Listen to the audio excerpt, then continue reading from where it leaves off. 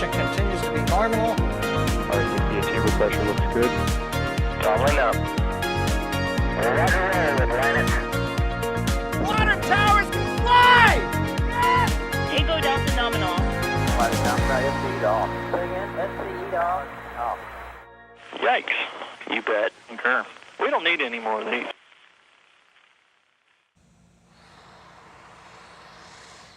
Well, hello nerds from around the world and welcome to another day of testing at Starbase. Go ahead and give me a 5x5 in chat if you can hear me. All right, that'll let us know that everything is working just fine. And I see all the 5x5s coming in and all the hellos. And yes, welcome to everyone from around the world, wherever you are watching, to what is hopefully another exciting day of testing here at Starbase with Booster 7. So, without further ado, I am Chris Gebhardt, the Assistant Managing Editor for NASASpaceflight, and joining me today for the first stint on our commentary is the one and only Adrian. Adrian, how goes it this afternoon for you? What an introduction. It's going great, Chris. I'm looking forward to more venting and hopefully more action as well. And if I may say so, I hope not only a spin prime, but that's only my hope here. But yeah, let's see what SpaceX has in store for us today. Indeed, always the eternal question, isn't it? And not on comms with us, but behind the scenes, pushing the buttons, pulling the levers, making all of the photons flow through all the tubes correctly is the one and only Michael Baylor. Without him, you wouldn't hear the dulcet tones. Oh man, see, what a sentence to mix up dulcet tones on. Well, we'll just move right on from that. Thank you, Michael, for all of the hard work behind the scenes and everything for making this possible. And joining us, last but certainly not least on comms, just alphabetical order by last name, is Mr. Nick Answini. How's it going, Nick? Hey there, Chris. I'm doing well. We are here for another day of testing, another week of testing, and looking forward to whatever SpaceX has in store. Indeed. Well then, I've already got the first question then from one of our members, and it sort of dovetails nicely into a opening statement here. Silly String Parfait was wondering, what information can we glean from the height of the chopsticks? Do different heights mean different tests are underway, or are we reading too many tea leaves into this? Mm-hmm. And I think that's a good way of also saying, what do we expect today as well? Oh, yeah. A good opening question there. I think at this point I would love to see another static fire test to confirm it, but it could be that the chopsticks are indeed an indicator for the kind of the test. But the problem is I would love to see another like static fire attempt to see if they move them. But yeah, it could be that this is the same height the chopstick had for the previous spin prime test that we saw, and yeah, this could mean that this might be another spin prime test. But of course, I wouldn't put everything I have on that indicator alone. But it could certainly be an indicator. But of course, that doesn't mean even if they go for spin prime first, it doesn't mean that this is the only. They have a long window today with the usual 8 to 8 window again. So they have about 10 more hours in this window, yeah. Going to be a long day of lots of testing, hopefully. It is, and Nick, you probably have the best seat in the house because you're the only one of us that has the good old, as Das says, Mark 1 eyeball on this sucker, right? Yes, sir. It is sitting there venti from across the way. It is a long ways away though. They do keep you pretty safe and move you far away enough to avoid any overpressure events or anything like that. And as far as we know, the road is closed, and we are. Is the pad clear? I believe the pad's clear. Correct. The pad is clear. Good. All good signs. All good indications. What venting are we looking at right now, Adrian? Oh, we are looking at the pad vent, which would indicate, based on Alex pointed out on our back channel, that if this is comparable to previous tests, we would look at the stop of this vent at about 30 minutes from now, so 10:20, and we will move from there. We will move this milestone by milestone. But yeah, this is the pad vent that we usually see as one of the first indicators of really activity. It's the activity before fueling, and yeah, it's going here on the left side of the orbital launch mount. You can see it going strong there. It's quite significant venting there already. Indeed, we do. And all of you know the drill so well. I didn't even have to say it, but I need to say it for everyone else. If you've got any questions about the testing that we're seeing today, Starship in general, SpaceX's overall goals and fleet, go ahead and tag us at NASASpaceflight in chat. Tagging us that way allows the questions to come into this special software that Michael was built and allows us to help get them into a queue so we don't miss them. So any questions you got, just tag at NASASpaceflight in chat, and we will go ahead and get it into our queue. Here's a good question from Jack Vancouver, who's asking, did the tent mean anything from the previous day? I guess there was a tent at some point out there? Yes. Yes. So, right next to the deputy and the security guard who are at the roadblock. If we could pull up the roadblock camera there, Michael. We did see last time we had the road closure just to the right of that deputy that we have with the blinky lights there. They did set up a white tent. Looks like they were using it for shade. They brought out some chairs. Not sure if they brought out any cold drinks to enjoy, but they were sitting there enjoying the road closure just like we were. But yeah, that's what we are in reference to there with the tent. We have not seen that though today. Gotcha. And another good question here from Michael Coleman, and we got this a lot in the previous test too. There's no notice to mariners issued. So what are we thinking about a static fire on today's menu? Yeah, so what they're talking about is these bulletins they put out to inform everybody in advance about a possible NOTAM. But the problem is there's also the possibility that they just inform mariners over radio that are closed. So you could basically issue a notice to mariners just over the radio channel. So yes, this was not put out, but this is definitely not the only way they could make sure that no boat is clear. So I would not call that a solid indicator for ruling out a static fire test for today. Gotcha. Killian saying, let's hope for some flamey flames. I like that. In the meantime, can you tell me what the rust-colored device between the orbital launch mount and the tower is? Thanks for everything that you do. Orange rust. So the rust-colored device between the OLM and the tower. Yeah. All I see there is venting. Yeah. Killian, can you clarify a little bit for us? I'll watch for it in chat. If you could just clarify that a little bit for us. Want to answer that question, but just want to make sure we're seeing and talking about the right thing there for you. Absolutely. And until then, LSR is wishing Nick a happy belated birthday. Indeed, happy belated birthday, Nick. Hope it was a good day for you. Thank you. Sure was. Got to sleep in a little bit. That was about the highlight of my day. Hey, that's good. I'll always take sleeping in. Same. Noel with a good question here. Do you all think that SpaceX is going for expendable with Ship 26 Plus because they are skipping the heat shield? I think they might just get Starlink V2 up and running. What do we think about that? Ooh. Well, I mean, Starlink V2 is definitely on the way. We've seen some prototypes floating around here at Starbase. I believe in one of Tim Dodd's interview videos, there was one kind of in the background that we saw. And obviously, looks like they've built that building at the production site that is able to house some payload, the payload integration building, and that is there. And as far as expendable starships, we're kind of waiting to see exactly what the plan is there. There's definitely been a lot of speculation around on the internet on what exactly they're planning on doing.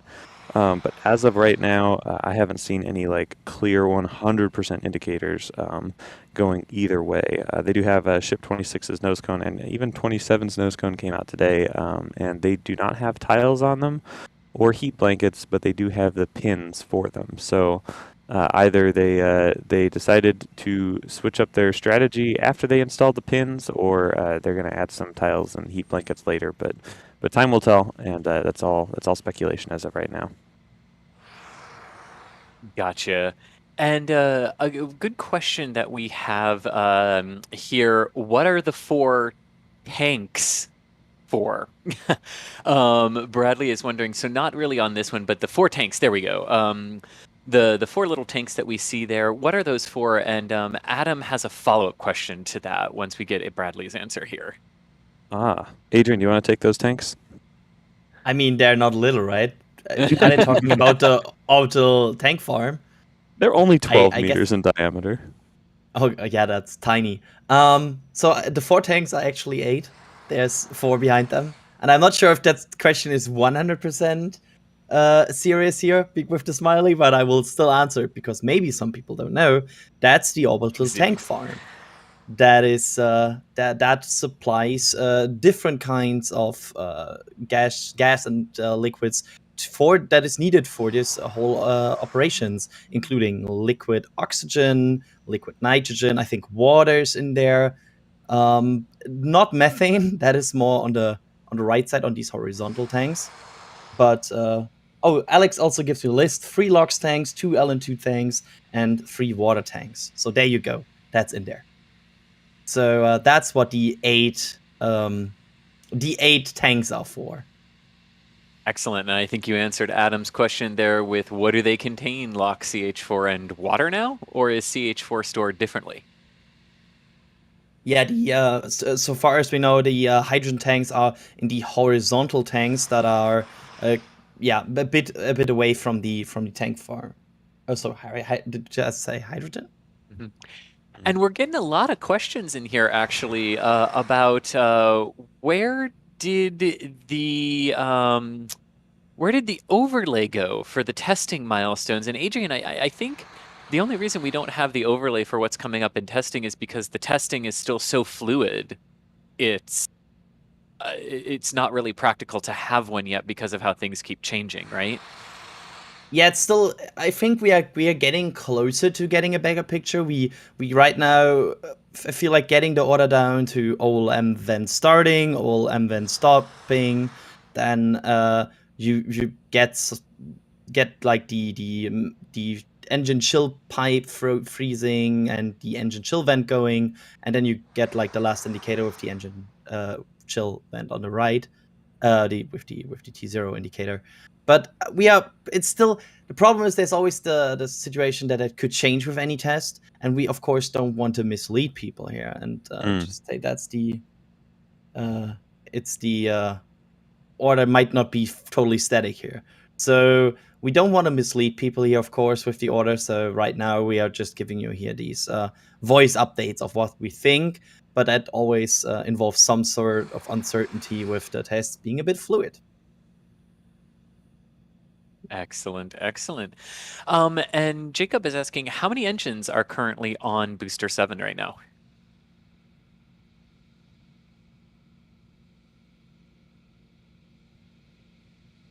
Nick, it's 33, right? I was going to say it's still 33, right? We haven't seen them take any out, right? Yeah. There was some switches, I think, but it should be 33 engines installed to this booster. Gotcha. Yeah, and Alex is confirming in our back channel so far 33. Yeah, so 33 are still in there even with the swap outs. So there you go. Thank you very much for the question. And Mihai, thank you so much for becoming a Padarat member. And Daniel also becoming a Padarat member. Thank you very much. That ongoing monthly support really means a lot to us. Helps us keep the lights on, bring you these sorts of streams from Starbase whenever SpaceX is ready to test these wonderful vehicles that they've got out there. So thank you very much. That really does mean a lot to us. And sort of along those same lines, we do have a question here from Naam asking, what are the benefits of the Discord server? Our Discord server is really fun. You want to take that, Adrian? Oh yeah, for sure, because I spend a lot of time there. So the advantage of our Discord server is just you can hang out with a lot of rocket enthusiasts that like to talk about rockets. And I feel like it's a great place to talk about opinions you have about certain space programs and discuss maybe upcoming Starship changes, but also discuss your favorite games and also maybe some sports, football, soccer, whatever you want to discuss. And I really like the place for all the kinds of channels you have and all the amazing people that hang out there every day. And we have such a neat community there at this point that it's just fun to talk to. And also you can talk with us from time to time when we are there as well. Indeed. Yeah, I mean, basically, I always describe it as if you really love the fun and everything that you hear us doing on air, just like this and all that banter, come on over. It's even nerdier in the Discord. Yeah. So, and I definitely like it. The nerdier, the better, as far as I'm concerned. Good question, and I'm seeing this kind of a bit. So, for those of you who are joining us here since we went live, we are waiting for what appears to be a spin prime test that we've got coming up here, with the potential for more testing thereafter on Booster 7 here at the Orbital launch mount. But Adrian, a good question that we have here as we are continuing to watch and observe and walk you through what SpaceX is doing with Booster 7 here this morning at Starbase is a good question. What is the gas that's being vented right now? And could there be a better, more efficient way to use it rather than just vent it into the atmosphere? That's a good question from Malcolm. So this is, I feel like we should clarify that I'm not 100% sure here, but the common assumption is that what we see there on the pad vent is liquid nitrogen and is being used to purge these lines and basically cool down the equipment and everything. And a lot of vapor, you can see it all over the place, is also not really venting. There's not always, not on every cloud you see is a vent. Some things are just condensation because there's a lot of cold stuff here. And so the air condensates around that. So I don't think there's really a better way to do this, because otherwise I would feel like they would do it, because then they wouldn't have to waste this. And I think the most things you can see being vented are liquid nitrogen. So I think that's the answer to that. But of course, some mechanisms, for example, the engine chill, requires some venting. You need like some sort of flow that goes through these engines. So it's hard to get around that, I would imagine. And also, just to add to that, the OLM vent, Alex also saying that in our back channel, is now in this what we call waterfall mode, which means it is close to stopping. So that is always the next indicator. If this OLM vent stopped, that means we are into propellant loading. So that might come up very soon. Watch out for that. Just as a visual indication here, you can see it again on the left side between the legs of the OLM. You can see this vent. As soon as that stops, we are getting close or are in propellant loading. Gotcha. And TechnoGeek is asking, what is your, Adrian's, guess about how many engines might be involved in the spin prime today? Well, let's make that a funny round, because I feel like that's always we can go then retrospect Yes. who was right. Yes. So I'm gonna say, you know what? I'm gonna say they're doing all again. I'm gonna say 33. Ooh. Interesting. Adrian's going for 33. All right. Nick, you got any other ideas? Okay. We saw, was it 7 spin prime? I believe a 7 spin prime. That was redundant. A 7 spin prime test last week. And then it looks like they had aborted a static fired pretty soon after that. So it might be possible that they're going to redo that same test, which would leave 7 and 7. So possibly 7 spin prime, 7 static fire if they get to it. But I don't know. We'll see. I'm down for Adrian's 33. That's always really cool to see. What do you think, Chris? I'm kind of torn between saying 20 and 33. I'm going to go with 20 just to be different. I love it. Okay. Is it closest wins, or do we have to be exact? Ooh, or is it Price is Right rules closest without going over? I feel like, yeah, I feel like with if it's closest, then Chris is in a pretty good spot because there's also the chance it might be just 7-3 or 1, and so I feel like you positioned yourself well there. Yeah. Yeah. I know how to I know how to give these answers. The year-long experience here. Sean Howard, thank you so much for becoming a Red Team member. Thank you for that continued monthly support. Really, really means a lot to us. Thank you, Sean. And Jade Hansen with a question here. There's been a plethora of testing on Booster 7. Have they indicated how many tests they would like to be able to do in total on Booster 7? I don't believe think so. so. I think it's just kind of as many as they need to do since it's the first booster. They're really putting through all of these types of tests, and it's the one that they want to fly. That's sort of where I'd land on that one. Yeah, I'd land fairly similarly with you, Chris. Obviously, we're expecting them to do a 33 engine static fire at some point. Whether or not that's going to be the end of the test campaign, we don't know. They could do multiple 33 engine static fires. Again, keep in mind the point of these static fires and these tests is to gather data. And until SpaceX has enough data that they're confident that they are ready to launch this rocket, then they're going to continue doing tests. And so we'll be here for that. I also wonder if they are looking at things, for example, like material damage after certain amounts of tests, because we know that for other rockets, refueling and detanking it over and over again is actually, like, at some point a material constraint. So I wonder, yes, this is designed to be reusable, but of course you need to find out what are the limits right now. Where is your system basically running into a limit first? So I feel like that might also be interesting to just watch for, because yeah, it's not easy to just design a thing to be fueled over and over again by very cold things. Indeed.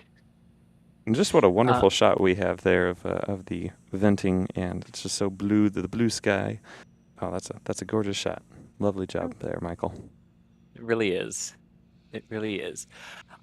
Westy the Third was sort of wondering, what are the main indicators that we look for to start a stream commentary for this type of stuff? And I think you're kind of looking at it, right, Adrian? Like, this is sort of our indication that, like, they are moving toward a test. The intent is to test. I'll get there, but I think this is sort of our indicator, right? Yeah, it's always a combination of observations we have. We, of course, the obvious things is like pad clear, road closed, but also things like the pad vent. Like, we want to see confirmation they're moving into solid testing. And as soon as we see that, we want to go live to bring you guys commentary. So, yeah. Awesome sauce. Varinder, with a question from a few minutes ago, was asking, there are so many pipes on the orbital launch mount. Do they need to be covered before a 33 engine static fire? This is a really good question, and it's one that we get quite a bit, isn't it, Adrian? Because we're still and Nick, because we're still seeing them build out the OLM as well. Like, new pipes keep appearing on this, so I don't really think they know what the true final design of this is going to be just yet in the testing campaign. But I don't know. What do we think? Like, do we think they're going to get covered? Yeah, so I mean, I would not be surprised if they end up covering more parts of the orbital launch mount as time goes on, as they are doing less modifications and whatnot. You gotta imagine every time you add on a piece of shielding, whatever you're shielding, if you want to go work on it, you have to remove that piece of shielding. And the number of times we see skyjacks and man lifts up there and crew lifts up there working on different parts of the orbital launch mount, you'd have to imagine how cumbersome that would be to move a 500-pound piece of steel every time you want to go plug something in and unplug it, and mess around with the wiring or add a new pipe or whatever. So I would not be surprised if they try to get as far as they can in this process, figuring out exactly what they need on the orbital launch mount, exactly how it's configured, and then right before launch, or maybe these 33 engine static fires, maybe they'll add some more shielding. But But this is the advanced research and development spot, so I would not be surprised if they just see how it goes. Best part, no part. I mean, that's Yeah, exactly right. I feel like it will be a great indicator for us to see that they are finalizing on the design as soon as they are cladding stuff up. So might be also interesting to, for example, look at Florida. How will everything look there when it's built? And is it more cladded already? That might indicate for us, okay, these areas, they are fine with them. So yeah, it's a cool thing to watch, I feel like. And as long as that's going, we will still put out work continues on the orbital launch modes in the daily. Another good question here from KH, and guys, and everyone who's joining us, folks, keep the questions coming. Tag us at NASASpaceflight in chat. That lets us put the questions into a queue. Oldest question in the queue is about 20 minutes old, so we're doing good so far. That's actually on track for us so far. So keep the questions coming. We are adding them. Just tag us at NASASpaceflight in chat, and we will be able to see that. And the tag is not case sensitive. We did get that question, which I thought was an interesting question the other day. The tag is not case sensitive. So, but KH with a good question here. A couple of times they've loaded Propellant and then waited. Do you think that means they were working on issues or something like that? Or I'm going to add another part to that question. Could they potentially have been doing like pressure hold tests, like fuel and then hold just to gain data on, hey, if we started fueling and ended up having to stop for some reason in the count, how does the booster react? What do we think to that? I would say, like, I have a hard time imagining that they would use logs and methane to check for leaks. I feel like if they had the suspicion that this booster might be leaky, they would do a pressure test with liquid nitrogen because it's way less dangerous. So I would say no. That's just my feeling based on the fact that I have a hard time imagining that they would even think about loading methane if they suspect a leak. Gotcha. Ifo with a good question here. Do we think that the Raptor blast shields that we've seen at McGregor could replace engine shrouds? And we are getting a lot of questions about the Raptor engine covers that have been tested at McGregor. So pull in this one, but a lot of people are really interested about this one. That's I actually have no idea if that's the case. I mean, they're obviously interested in testing them right now. Right. But I would suspect that not every change that you can absorb at McGregor always makes it into the production. But I feel like over the long term, yes, that could be the case. I mean, that they at least think it could happen because that's what they might be using the tests for. But there could also be that they reach a point in the test where, like, yeah, this doesn't work. And back to square one. So we'll see. Markinson, love the name, with 10 euros in support. Thank you very much for that. How are the plans to move the booster to Florida? Is the booster able to fly without Starship and be caught there? Or do they want to build one there? Okay, so I want to start by answering this one, unless there's an update that we've got on visuals. Yes, we have one. Yeah, good. Go for it, Adrian. The OLM van stopped. So that means this booster is now moving into propellant loading. Ah, okay. Propellant loading is now underway. And Adrian, what might we expect from that? From propellant loading, what are we expecting visually to see sort of the step sequences there? So we see some pipes getting frosty. We already see that. And of course, always the best indicator into propellant loading is a frost ring. That we might see at some point. That always depends on the loads, how much they are loading, how fast they are loading. So we'll see if there will be a frost ring. The next really big indicator, if we could we go to the other camera again, Michael, the close-up? Yes, there's a pipe that goes around the OLM horizontally. The big next thing will be that pipe freezing up, because that would mean that they're starting engine chilling. So that's the next big indicator we are looking at here. But they are now into fueling these boosters. At some point, we might also see vapor from the bottom. So yeah, this is now the action time. Gotcha. So action time is beginning, and we will be standing by to see what we can see as the booster starts to frost. As Adrian was just saying, as it begins to be fueled. And continuing to take your questions as we wait for that. The question that we were sort of having right before the vent stopped, which indicated propellant load was underway, is plans to move the booster to Florida. While I would absolutely love the idea of just launching a booster from Texas, shooting it across the Gulf in Florida, and catching it, I think they're going to go a little bit more benign before they start building the boosters in Florida in terms of transporting them, right, Adrian and Nick? Yeah. I feel like that would be cool, but I feel like no, because that would also require the booster going very suborbitally above Florida, probably. I feel like that would also be not. Some people would not be very happy with that.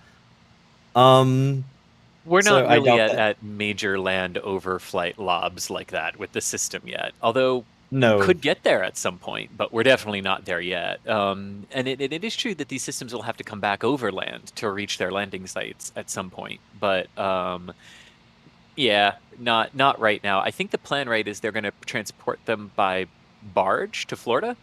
Yes, and then they'll end up building them there as well.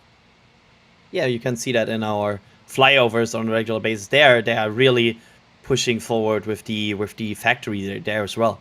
So yeah, they are really interested in getting that running as fast as possible. But of course, there's another part to this, because yes, having a factory is important, but also having a trained workforce that can build these vehicles there and be able to do all of this that they are right now doing in Starbase takes some time as well. With Starbase, they had a much more natural growing with the workforce, because they first had Hoppy, then they moved to bigger and bigger vehicles, and they kind of grew with that. In Florida, it looks like they're right away building a factory, so they need a lot of workers instantly. That will take some time as well, I would imagine, to train all of them to get all of that area ready. Indeed. And a couple more questions here actually about the Florida components to Starship here. Need Pizza asking, will Launch Complex 49, the Starship launch complex that's been proposed, be on Kennedy Space Center or Cape Canaveral Space Force Station? LC-49 will be on the Kennedy Space Center side of the complex. We will have to wait and see exactly what arrives at the Cape side for Starship, if anything, on that front. But here's another good question from Herr Johnson, who's asking, what is your prediction for when the Star Factory will be completed? Do we know yet? Oh, not really. Like right now, with the pace they're going, I mean, we already saw some hardware there in there, if I recall correctly. So they're already starting to put hardware in there. Completed, hard to guess. Months. It's always, the problem is we don't really know all the time the completely finished state, and also what's finished. Like, is it finished if the building is complete? Is it finished if everything is in there? So I would say months, but I'm not sure. Nick, what's the current status on the Star Factory building? That is an awesome question there. We've been seeing it get a little bit more completed. It has a couple doors on it right now, but they are leaving the doors open for us to see inside of the Star Factory. But they have some lights, and it looks like they're just working on electrical wiring and making sure that everything's all set up the way they'll need it. We haven't really seen any indication that they're actually building anything in there quite yet. But that is the Star Factory. There's still guys up on the roof working on the roof, so I don't know if they're installing solar on top of the roof or what, but there's still people walking around on top of the roof. It's still getting built, but it is closer to completion than it was when it started. Gotcha. Ben Newberry, thanks so much for the support. No message, just support. Thank you very much on that, Ben. Chris Smith becoming a Capcom member. So Chris likes the nerdy conversations that we're having and wants those to continue 24/7. And that's what Capcom level and above gets you access to our wonderful Discord. Thank you very much, Chris. That ongoing support really does mean a lot to us. Very, very much so.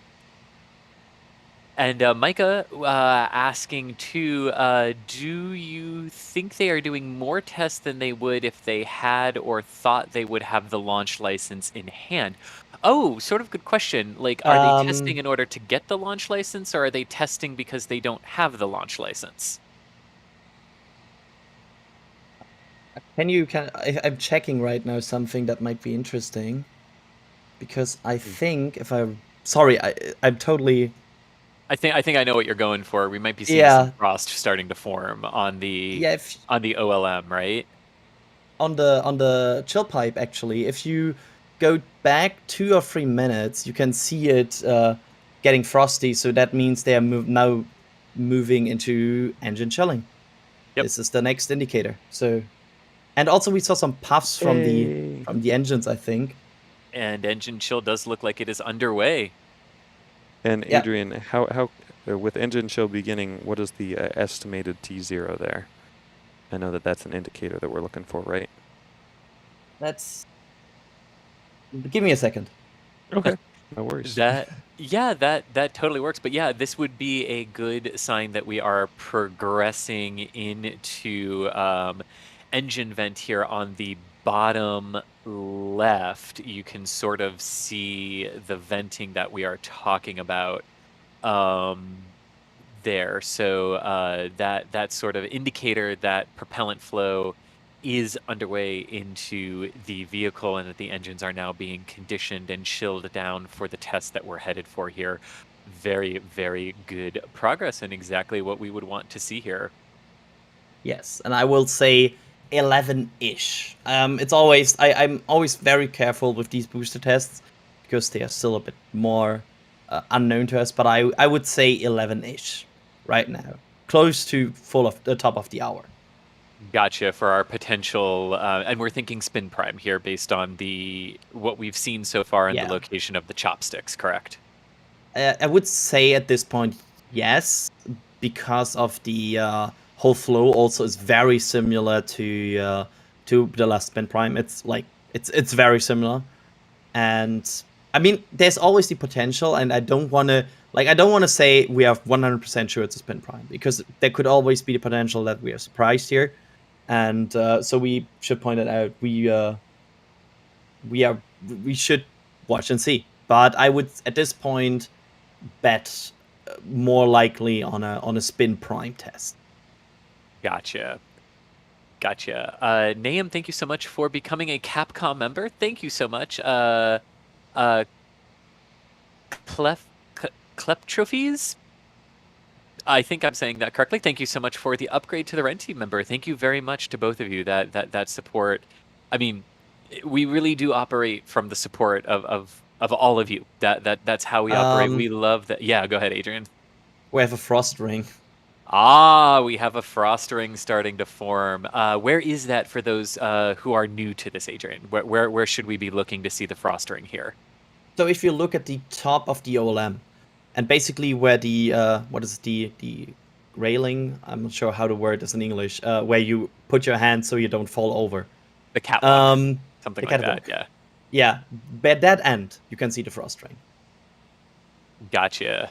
Yeah, you can sort of start to see right there above that railing what Adrian was talking about, where the booster is still ribbed down toward the bottom of the engine section. You can see that starting to turn a brighter shade of white, and that is frost and ice that's starting to form on the outside of the skin of the booster as the super cold, and this is liquid oxygen. The bottom tank is liquid oxygen on the booster and on the ships as well. So that is what we are seeing the outside thermal effects for.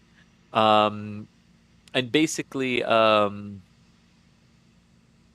yeah, so that is what we see there. So keeping going with some of the questions that we've got here. Micah was asking, do we think we're seeing so many tests with the boosters just because they don't have the launch license or because these tests are needed to get the launch license? It's a good question. What might be driving the sort of prolonged test campaign with Booster 7. What do we think, Adrian and Nick? And Nick, I'll actually throw this to you for a second.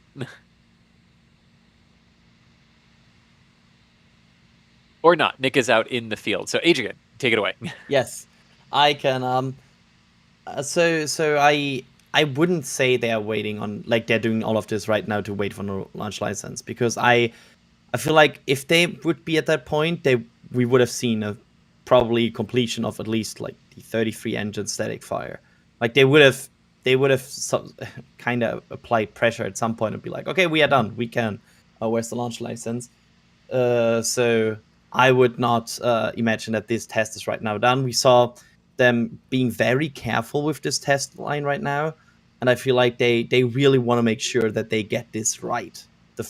With this vehicle combination of Booster 7 and Ship 24, and I feel like that's the reason we see so many tests and not any like regulatory connection there. So yeah, that's my prediction.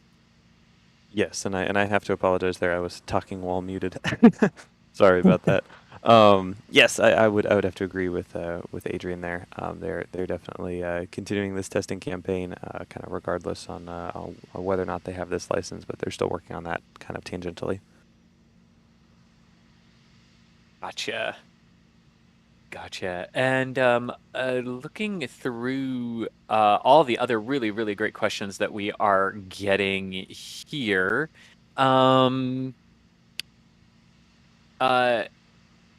what are they thinking? Ryan has a pretty good question here. Is there any concern for a larger grass fire from a 33 engine static fire or launch, considering 6 were able to start one? Well, that is a good question. Ryan, I think that that is definitely something SpaceX is working on. After we did see that grass fire started after the 6-engine static fire on the ship a couple of weeks ago, SpaceX is all about mitigating their impact on the local environment here, and part of that is indeed not starting grass fires when you don't have to.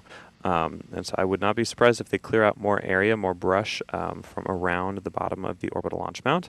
There is definitely concrete and a ton of dirt all around the orbital launch mount currently, but we will see if they deem it necessary to continue to clear out an even larger radius around there to mitigate that risk. But we haven't seen any clear indication whether or not they will do anything else. However, I would imagine that they would, just given it's a good idea to be abundantly cautious. Yeah. And actually, I'm going to go back to a question we got earlier, unless there's a new update. Yes, Adrian, there yes. is. Go for it. What's our update?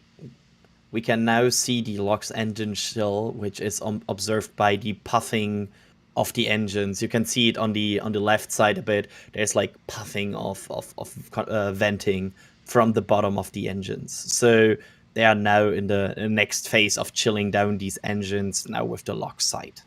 And we just saw the waterfall vent return. What does that mean for us here today? That is normal.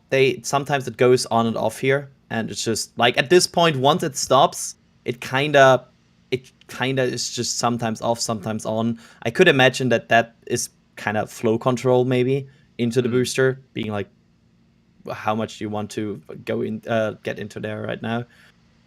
So that might be my prediction why that goes on and off, but it's not a big indicator or sign at this point. Yeah. And Killian, I was going to grab your question because the big rust structure you were asking about was visible there, but then the vent started. So when the vent stops, we will get back to that. But I have not forgotten about it, and we were going to talk about it just there. But then we got into that. So we will definitely come back to that. Let me see. What other good questions do we have here? Here's a good question from Varen. He's saying, do we think that the Raptor 3s will be ready by next year? The ones with the electric motors? Ooh, well, we have been keeping a good lookout for any new Raptors that are delivered here at Starbase. Both Mary and I keep a pretty good eye out for any of those vehicles that deliver Raptors, as do a lot of the awesome photographers down here. But we have not, to my knowledge, seen any indication of any like electric pump variant or any non-hydraulic, like hydraulic fed Raptors. And again, we see a lot of testing in McGregor. We have our McGregor live camera in McGregor showing us live views of lots of different engine testing. So we know for a fact SpaceX is working on a lot of different Raptors at any given time, and likely tons of different design variations and design improvements. And then once they settle on an awesome design, they're likely validating and testing production units. So we'll see what ends up down here in Starbase. But as of now, yeah, no electric Raptors. Gotcha. And Adrian, since we can see it, what is the rust-colored thing between the OLM, the orbital launch mount, and the tower? I'm actually. What is that? I'm not 100% I'm looking sure. at it too. Hold on. It's Yeah, kind Nick, of- you probably know better than me. yeah. I don't know. I was just there earlier. Perhaps Michael could zoom in south in a little bit. But Alex I is saying- don't know. Alex is saying it's the Cryo station.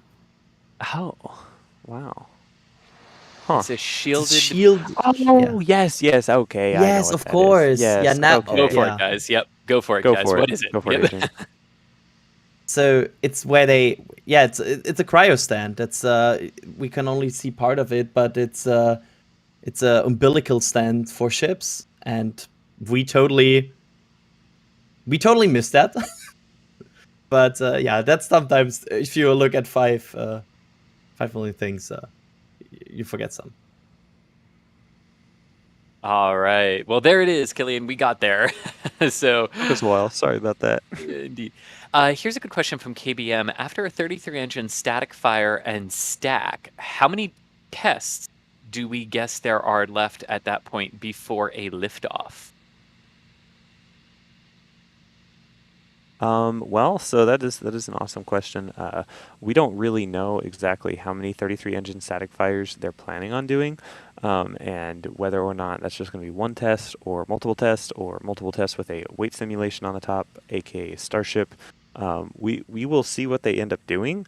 But I guarantee you the last huge milestone, there might be some smaller milestones after that, but the last huge milestone is going to be that 33 Raptor static fire before the orbital flight test. But there will likely be some other smaller milestones after that as well as in the lead up to the orbital launch flight. Gotcha. Wesley Lamb saying, keep up the great work, guys. Good info. Thank you so much. Burke with some support saying, come on, number 7, show us the frosty ring. Okay, very good on that one. Here is a good question, too. Asking about have there been any updates about NASA allowing Starship to launch from 39A? Didn't they seem to have some concerns about it damaging the current pad for Falcon 9 and commercial crew? Well, I think we've seen SpaceX look at building other towers around at the Cape, right, Chris? There are other towers at the Cape, yes. Yes. And that's sort of what they've been looking at. Both for Dragon and for Starship, right? Or am I misremembering that? I believe what I heard is that there's basically an idea to have a backup tower sort of ready to go with SpaceX so that if anything were to happen at 39A with Starship, crew flights could continue. That would be a Dragon backup tower, right? Exactly. Okay, cool. Yeah. Interesting. Yeah. Alrighty, so keeping on with the questions, and so many really good ones are coming in. We are getting to them as much as we can. And here is another good question from Jason saying, last week you all said that the tower arms can only catch vehicles in one rotational orientation. How do the vehicles align themselves rotationally about the vertical axis that precisely? It's a really good question. And yeah, so their catch pins are only on opposite sides, so they have to be aligned in a certain orientation to the arms to be caught. But rocketry, especially when you have multiple engines like this and you can gimbal them and you can swivel them, a bit, you can get really, really, really good rotational control over the vehicles like that. So that's actually not the alignment part of it. Isn't the how should we put this, Nick and Adrian? Isn't the most breath holding part of that, might you Yes. say? They're gonna be able to get really, really good with that orientation alignment for the catch. That's not going to be the problem. Yeah. Yeah, and you gotta think about it. Like this is SpaceX. They're not your mama's old engineers from the 1920s with slide rules. They know what they're doing. They have plenty of sophisticated equipment that should be able to align a vehicle within a 360 degree rotational axis. I would put it. I guess they could use a compass. I compass. So they should be able to rotate it. Gotcha. And Adrian, a little bit ago we were talking about the cryo stand. For those who are new to all of this, sort of, what is a cryo stand, and what would it have been used for back in the day? Yeah. So like the name indicates, it's performed for cryo tests. Cryo tests meaning where SpaceX puts vehicles, in this case ships, onto the stand and performs cryo tests with liquid nitrogen, where they proof test it, make sure it's not leaky, proof tested it to a certain pressure, and it's basically used to make sure these vehicles can sustain certain forces before they can go into propellant loadings, because one of the biggest advantage of nitrogen is it's not exploding. So because what we also should point out, that this has not been used for a longer period of time as of now, because there were no new ships. But of course, there could be the case that as soon as they are getting ready for a new generation of ships, or like new ships coming out, that this might be used again. Gotcha. So here is another good question here. How are they going to integrate payloads onto Starship?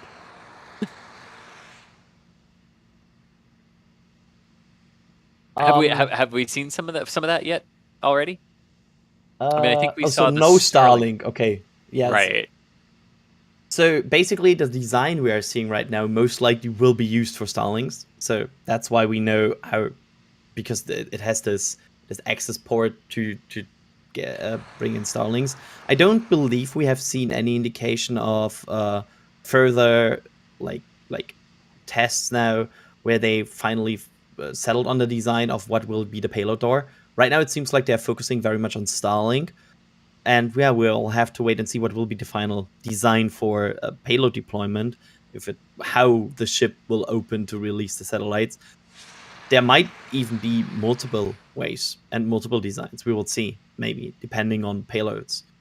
And so far we have only seen, with recent test articles, the Starlink design. Gotcha. Ben Newberry with a good question here. The Raptor cover tested at McGregor, wouldn't Elon hate that as a design since it adds mass? And then another question in there too, could Ship 24 be a test tanker ship?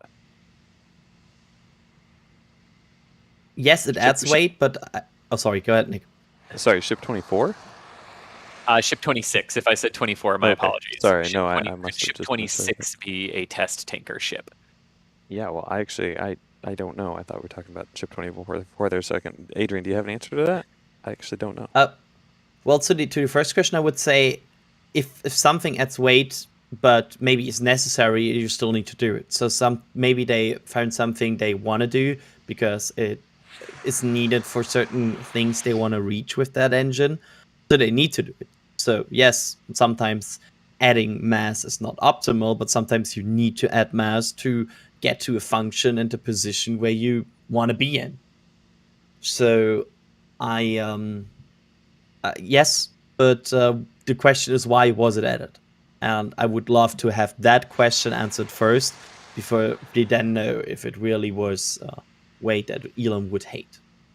And to the Ship 26 question, I think we touched on that earlier, but I will just summarize that there's a lot of speculation right now what they will do with Ship 26. It still has like the pins for the e-tiles, but not attached yet. So we actually don't know what they will use it for finally. And so we will just have to observe it and how it evolves over time, and then speculate what will do with it. Gotcha. And another good issue here, another good question here from Taylor Van Camp, who's asking, I assume we won't ever see a methane frost ring during these kinds of tests because of it having to fill the downcomer first. Keep up the great work. Yeah, why don't we see a methane ring, especially on static fire ones? Yeah, What can well, we- it's kind of Okay. a cool example of how big that downcomer or transfer tube is, and how much propellant it actually stores. Because during these static fires, they do fill methane onto the vehicle, but there is proportionally such a small amount of methane required for the test that by the time they fill it up, it's barely even. It hasn't really even filled up the bottom part of the dome. So it fills up the whole transfer tube, all the way up inside the vehicle, in the center of the vehicle, and then likely a little bit of the bottom of the dome, the common dome there. And but because it's not touching the edge of the vehicle, we don't see a frost ring, and so they don't need that much propellant, so they don't fill it up even anymore because why fill more? It's risky. So yeah. Just shows you how big the propellant, the transfer tube is. You really don't want to fill that with too much methane, because I mean, if you can reduce the risks that you have during these tests, why not do it, right? And I like this approach because that seems very, very careful, but also like it seems responsible. So yeah. Jumping into more question here.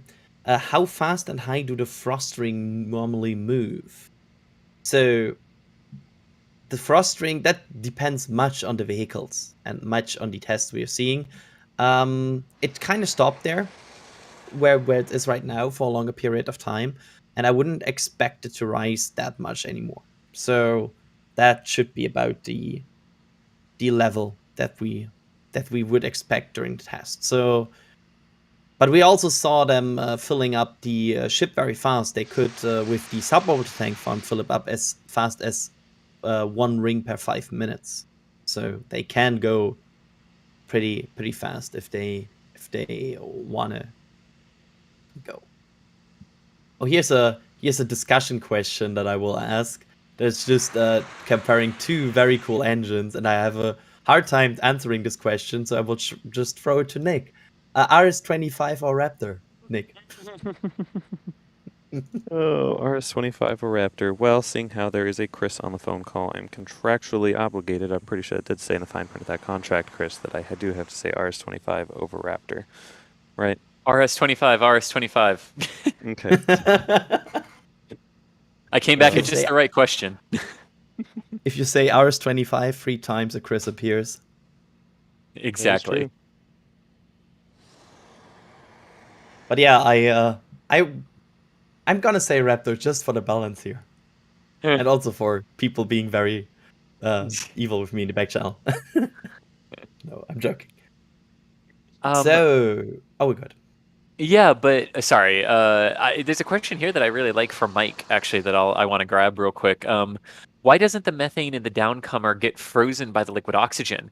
So liquid oxygen and liquid methane actually have very, very, very similar temperatures, which is why they're able to do these common bulkheads and route the downcomer through the liquid oxygen tank in that regard. So because their temperatures are very similar to one another, they actually help with some of that thermal regulation between the two tanks.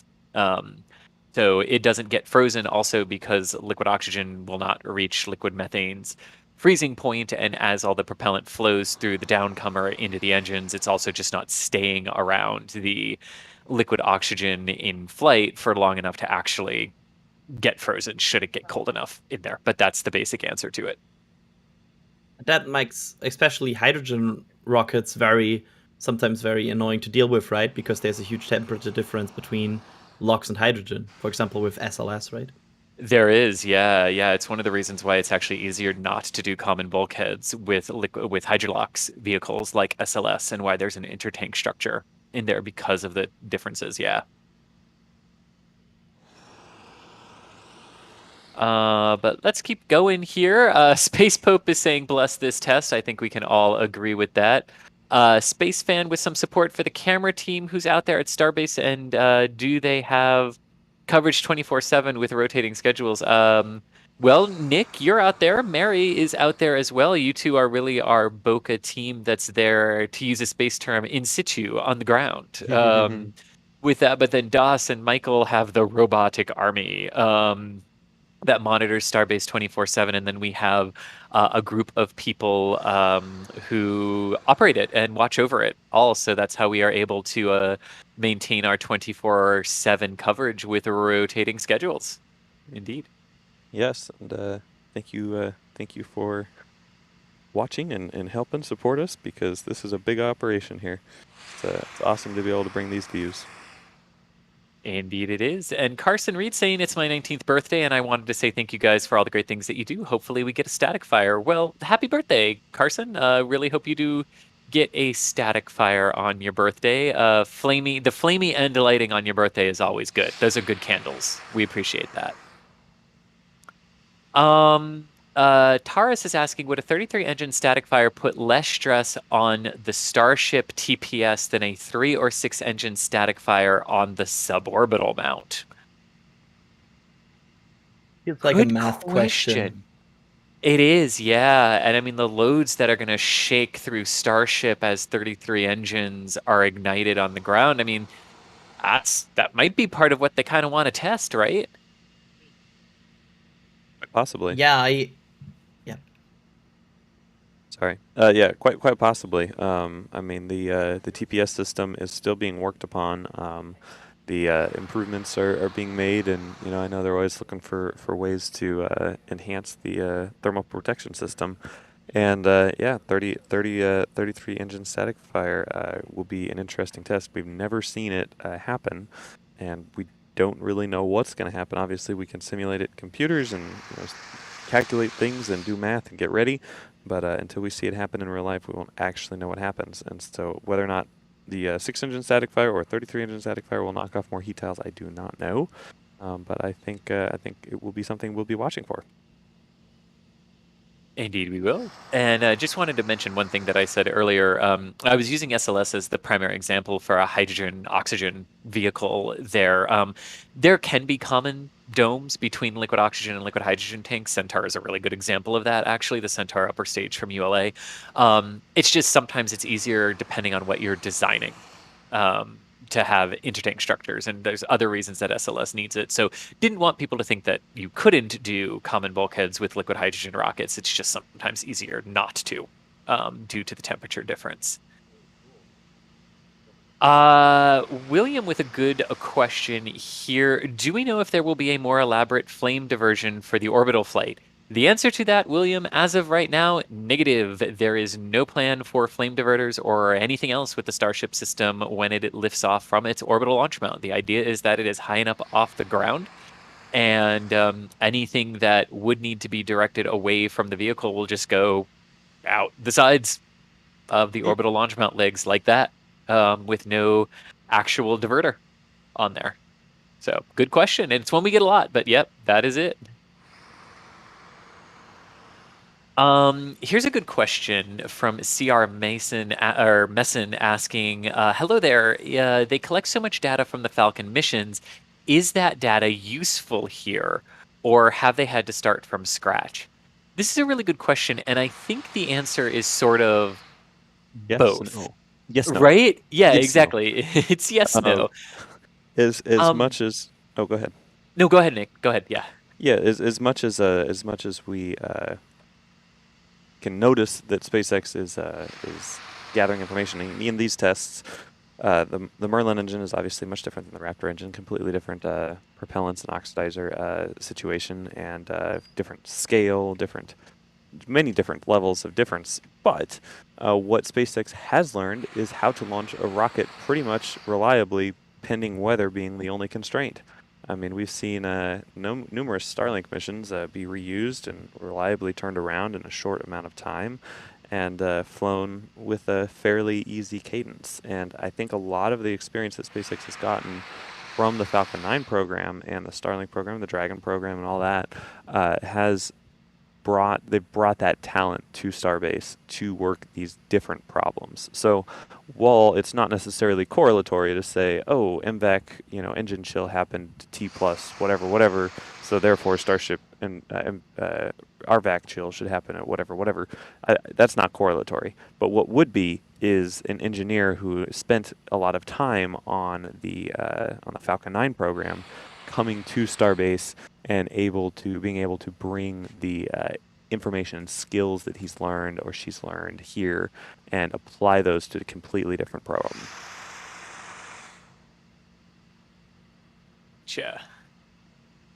Gotcha.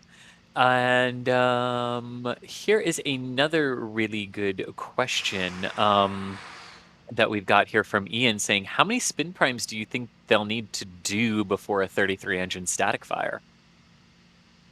I mean, at this point, it's a hard thing to answer, because I feel like if you have told us a month ago that we would see this many spin primes, we would probably say no. This is already a higher amount of spin primes, and it feels like they are not only testing like the engines itself.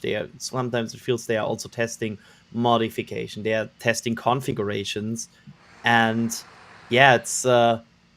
I'm not sure if they are all just getting this single engine ready, but also getting the test flow ready and learning more about it without static firing.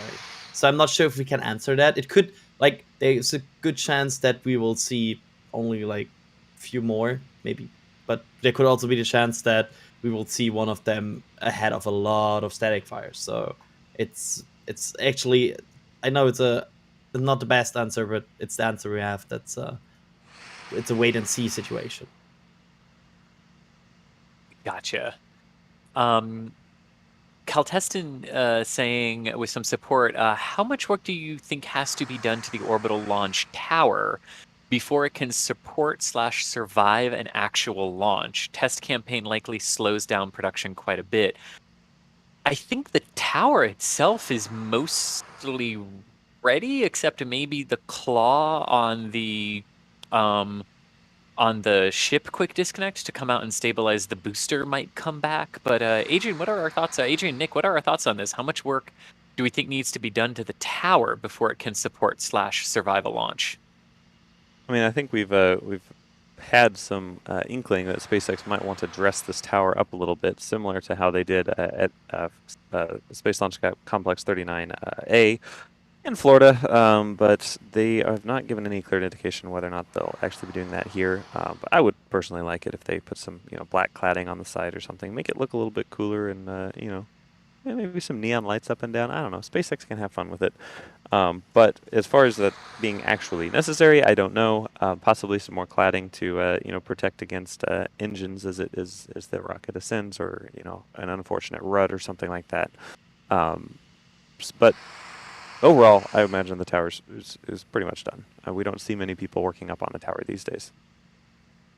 It's when we see them close to the tower, it's usually the chopsticks they are working on, right? Exactly. Yep. That's an area that's still watched. Oh, we see the burst vent. That means we are, it's imminent. This test is imminent. Alrighty. And Adrian, what should we be looking for this test here today? What are we expecting? Probably, like a stream of gas coming out of the engines. And now it's the interesting part, how many. It might happen any second from now. There it is. Looks like another spin prime. Oh, they're gimbaling, right? Possibly.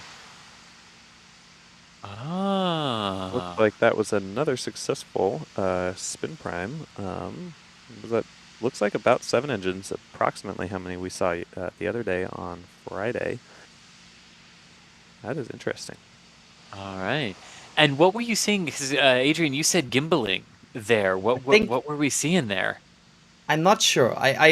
So of course we only watched it once, like y'all, but it looked like it moved a bit. I'm not sure. I wanna see. Maybe like I wanna watch it a few more times before I finally say that. Might just be me, but there could be. I mean, it would not be out of the world. But yeah, that was a spin prime. Just to recap that was a spin prime test performed on Booster 7. And now the question is, what's next? That is a good question. And Adrian, what might come next? Based on previous tests and like based on when they recycle vehicles, we would see a recycle of in terms of like detanking and the retanking again. So far, we have not seen them like forming a test, then holding, and just performing another, if I recall correctly. So I would not expect that at this point. But we have not seen any depress vent for yet. So maybe that will surprise us. But if they move into testing, there are two scenarios. Either they hold and just perform more, then we would not see a depress vent, or they could depress, bring the tank farm to a flow again, and then test again. So that's the two scenarios we're having right now. Of course, the third scenario is that's it for today, but let's not hope for that because we have still so much time in this window. So I'm not ready to say goodbye to this test today. I want to see the flamey flames. I want to see the mock diamonds, right? Yes. That's what I want to see here today as testing continues. But I'll tell you what else I'd really, really love to see. 14,000 of you were here watching it with us. Where were we all watching from around the world for this Spin Prime test? Let's light up chat and that engagement because, as Adrian pointed out, this is not necessarily the end of the day for SpaceX. The test window goes all the way until 8 p.m. Central Daylight Time, so there definitely could be more stuff that happens. And this type of engagement really helps the YouTube algorithm push it out to more people who might also be interested in joining the fun and everything. So, all right, I'm seeing North Carolina, England, Colombia, Bedford, Wisconsin, Germany, North Carolina, Spain, Israel, France, Portugal, Croatia, New Orleans, Utah, Indiana, very nice, Norway, Poland, Italy. Loving that. I also love the person who's apparently watching from Jupiter. Hope your radiation shielding's going well. And all of that, but really, really, really love that. And if you also haven't already and you're liking the stream, go ahead and hit that like button too. I know it's always like, oh, hit the like button, hit subscribe, but that like button really also does help the YouTube algorithm say, hey, this is a stream that a lot of people are engaging with, and we want to push that to other people. And who doesn't want to watch rockets go through their nice test campaigns in Texas, especially a historic rocket like this? So help us out with that. I'm seeing Virginia, Canada, all sorts of places from around the world, Lithuania, Mexico. I see a Boca Chica. Hopefully you're enjoying the view. All right. Thank you so much, guys. And keep your questions coming. We definitely got we've definitely got a ways to go here, hopefully today. And Adrian, still no depress vent. Is that potentially good? I mean, it's something. I would say it's something. I'm not sure if it's good. Yeah, it's certainly a thing. But I would not say it's good or bad at this point. But yeah, no depress vent as of now. This booster is still pressurized, so the depress vent would, if it happens, and I'm really fearing to jinx it here because I jinxed the Spin Prime as well. That you would see like the vents going kind of full force and depress this vehicle. That would be what we are looking for. But that has not happened as of yet. Indeed. Alrighty. And like I said, keep the questions coming. And remember, smash that like button. That like button really helps us too on that. But still loving all the places that I'm seeing coming in where everyone is watching from. You know, we're a wonderful global community here. So seeing where everyone is around the world really warms the heart so much so. So thank you so much. And Tom, thank you so much for becoming a Red Team member. That support really means a lot to us.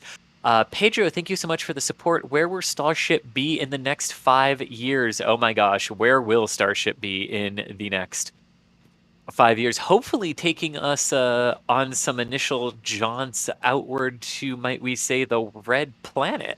All right? I feel like if everything went good, in 5 years, a Starship might have bring people to the moon.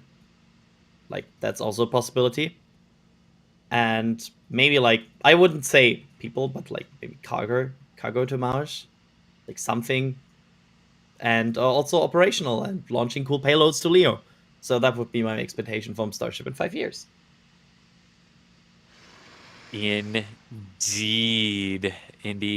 And well, as we continue to watch what Starship will continue to do here, again, no depress event so far after the spin prime, so we are going to continue watching this to see what might happen here. But I think I am actually going to swap out with my good buddy Jack. Jack, do you have us loud and clear?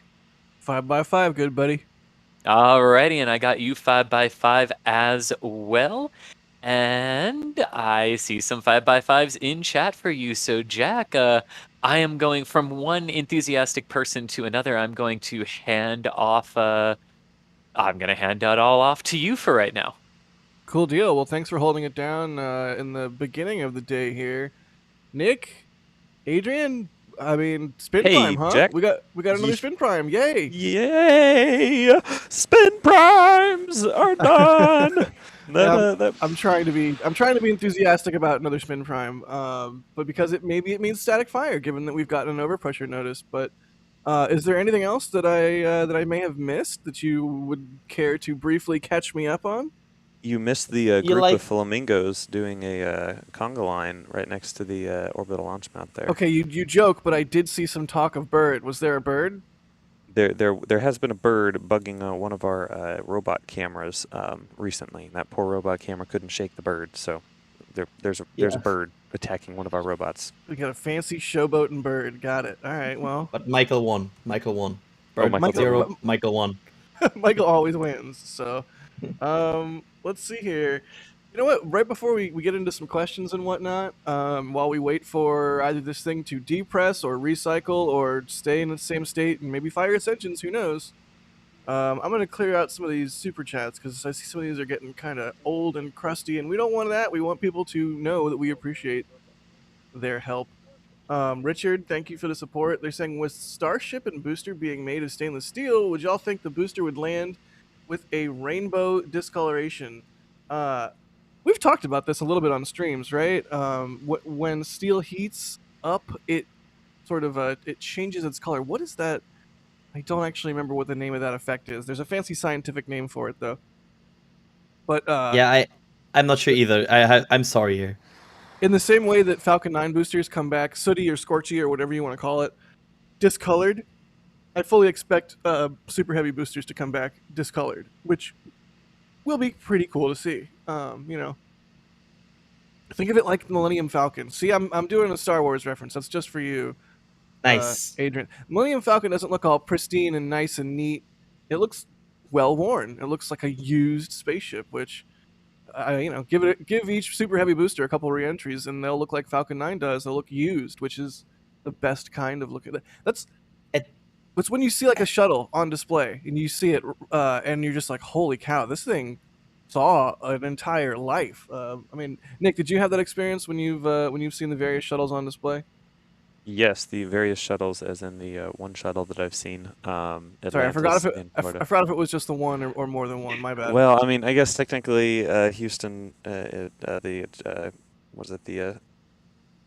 Johnson Space Center, but the visitor center next to the Johnson Space Center in Houston. They have the was the orbiter that never went to space, but it was the test bed. It was the equivalent of like Mark 1 or something. Oh, is that Enterprise? Was it Enterprise? I can't remember. They have it on top of the 747. Nice. So I've seen that, but that was obviously not a flown shuttle. And Atlantis is also a shuttle. And depressed.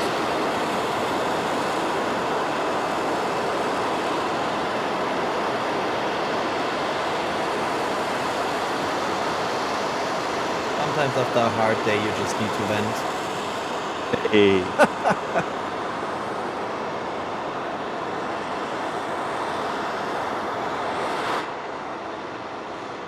Somebody in chat said Independence for the name of the shuttle, but I'm pretty sure that's just in Armageddon. It might have been. I think they might have renamed it. I wouldn't know. Oh man. So yeah, if that's a depress, which it's certainly, you know, that's what we just saw. It's a depress. Now we will wait for them to sort of reset things and hopefully proceed into some static fire action. But in the meantime, we'll keep taking your questions and chit-chatting. Adrian, I hesitate to ask because it's so inferior, but how about when you saw Baran? Or the Baran mock-up? Thanks for... You've seen Baran? Yeah, thanks for... Jealous! Like, that one dig in there in the question. I heard that. It was amazing. It was the first space hardware I have... Yeah, I've seen the Soyuz first that is in the same room. So technically that's not a face, but I will, for the sake of cinematics, I have seen Buran. But of course that didn't re-enter multiple times. So it didn't look as worn. It was like the flight prototype where they did these drop-off demo flights. But it was amazing. If you're in Europe, in Germany, there's a museum in Speyer where you can visit the Buran. So maybe if you're Germany, just do that. It's like high on my list for sure. Believe it or not, no digs. Like actually, I would love to see it. Even though shuttle better. You can even go into like the thrust section and see like the bulkhead. Oh, that's cool. They have it open. You have like a window inside of it, so you can see the bulkhead, which is very cool. Space Cow Nerd, I see them in chat asking, what time was the spin prime? It was like not long ago, right? It was at 10:54. 44. 56. Yeah, 54. Yeah, oh, sorry. there it is. It's on the ticker. 10:54. 46 seconds. Let's see. Vinny's second channel, thanks for the support, talking about SpaceX winning a $53 million contract for in-flight refueling. Is that what Ship 26 is for? They're asking. I don't necessarily think so. Certainly, at some point here soon, we're going to need to see them start doing some sort of refueling, whatever you want to call it, testing. But I don't know. That's a good question. Any thoughts? Well, the refilling and refueling is obviously a big problem that we haven't quite figured out in real life. At a huge scale, obviously on the ISS, there is some propellant movement, and there have been some experiments towards that. But I think at this large scale, like Starship to Starship refueling and refilling, that's gonna be quite the event, and I'm definitely looking forward to it. The fact that the due date is soon is likely not a terrible thing in general. Like I can see them moving that. Obviously, this is spaceflight, and just ask the Orange Rocket how planned schedules go sometimes, and just got to be flexible. Yeah, good point. You can see the recondenser is going. Detanking is actively underway, is what basically where we're at with this. We'll see the frost lines start to disappear, maybe disappear completely, and hopefully they reset and recycle and get into some more testing here. Gosh, as many times as we've seen it at this point, I cannot get over seeing the little venti bits and the condensation from the super cold engines coming down out of the launch ring there. Cool. It just it's one of those like, oh come on, Adrian, the heh. You took too much pleasure in it. You took far too much pleasure in it. I couldn't resist. It's sometimes, you know, when these jokes are just lined up there, you're like, okay, I have to do it. Oh man. I guess that's what I get for trashing Baran. Let's see here. James Jerry's, thanks for the support. They say, correct me if I'm wrong, but did SpaceX only start doing spin primes with Booster 7 and Ship 24? Ship 8 to 11 and 15 never did a spin prime, and I don't remember Ship 20 doing one. I don't think that's correct. I mean, they were doing spin primes back in Starhopper days. They certainly, I wouldn't be surprised at all if they did, in fact, do spin primes with all of the different vehicles, and we just thought they were aborted static fires or what have you. But I specifically remember there being Starhopper tests where, like, we knew it was an engine test but not fire, but it was going to be static fire, or it was going to be a spin prime, or at least we, saw a tweet about it afterward. Either way, it seems like it's a new thing. It's not a new thing, but good question. Mark, thanks for the support. Liz McQuaid, thank you for the generous support. They're saying we want more. Tim Bro, thank you for becoming a Pad Rat member. Thank you to all of our members. Mark, thank you for the support. They say, so test in Boca Chica and we'll launch to Mars in Florida. I could see Mars launches going from either pad.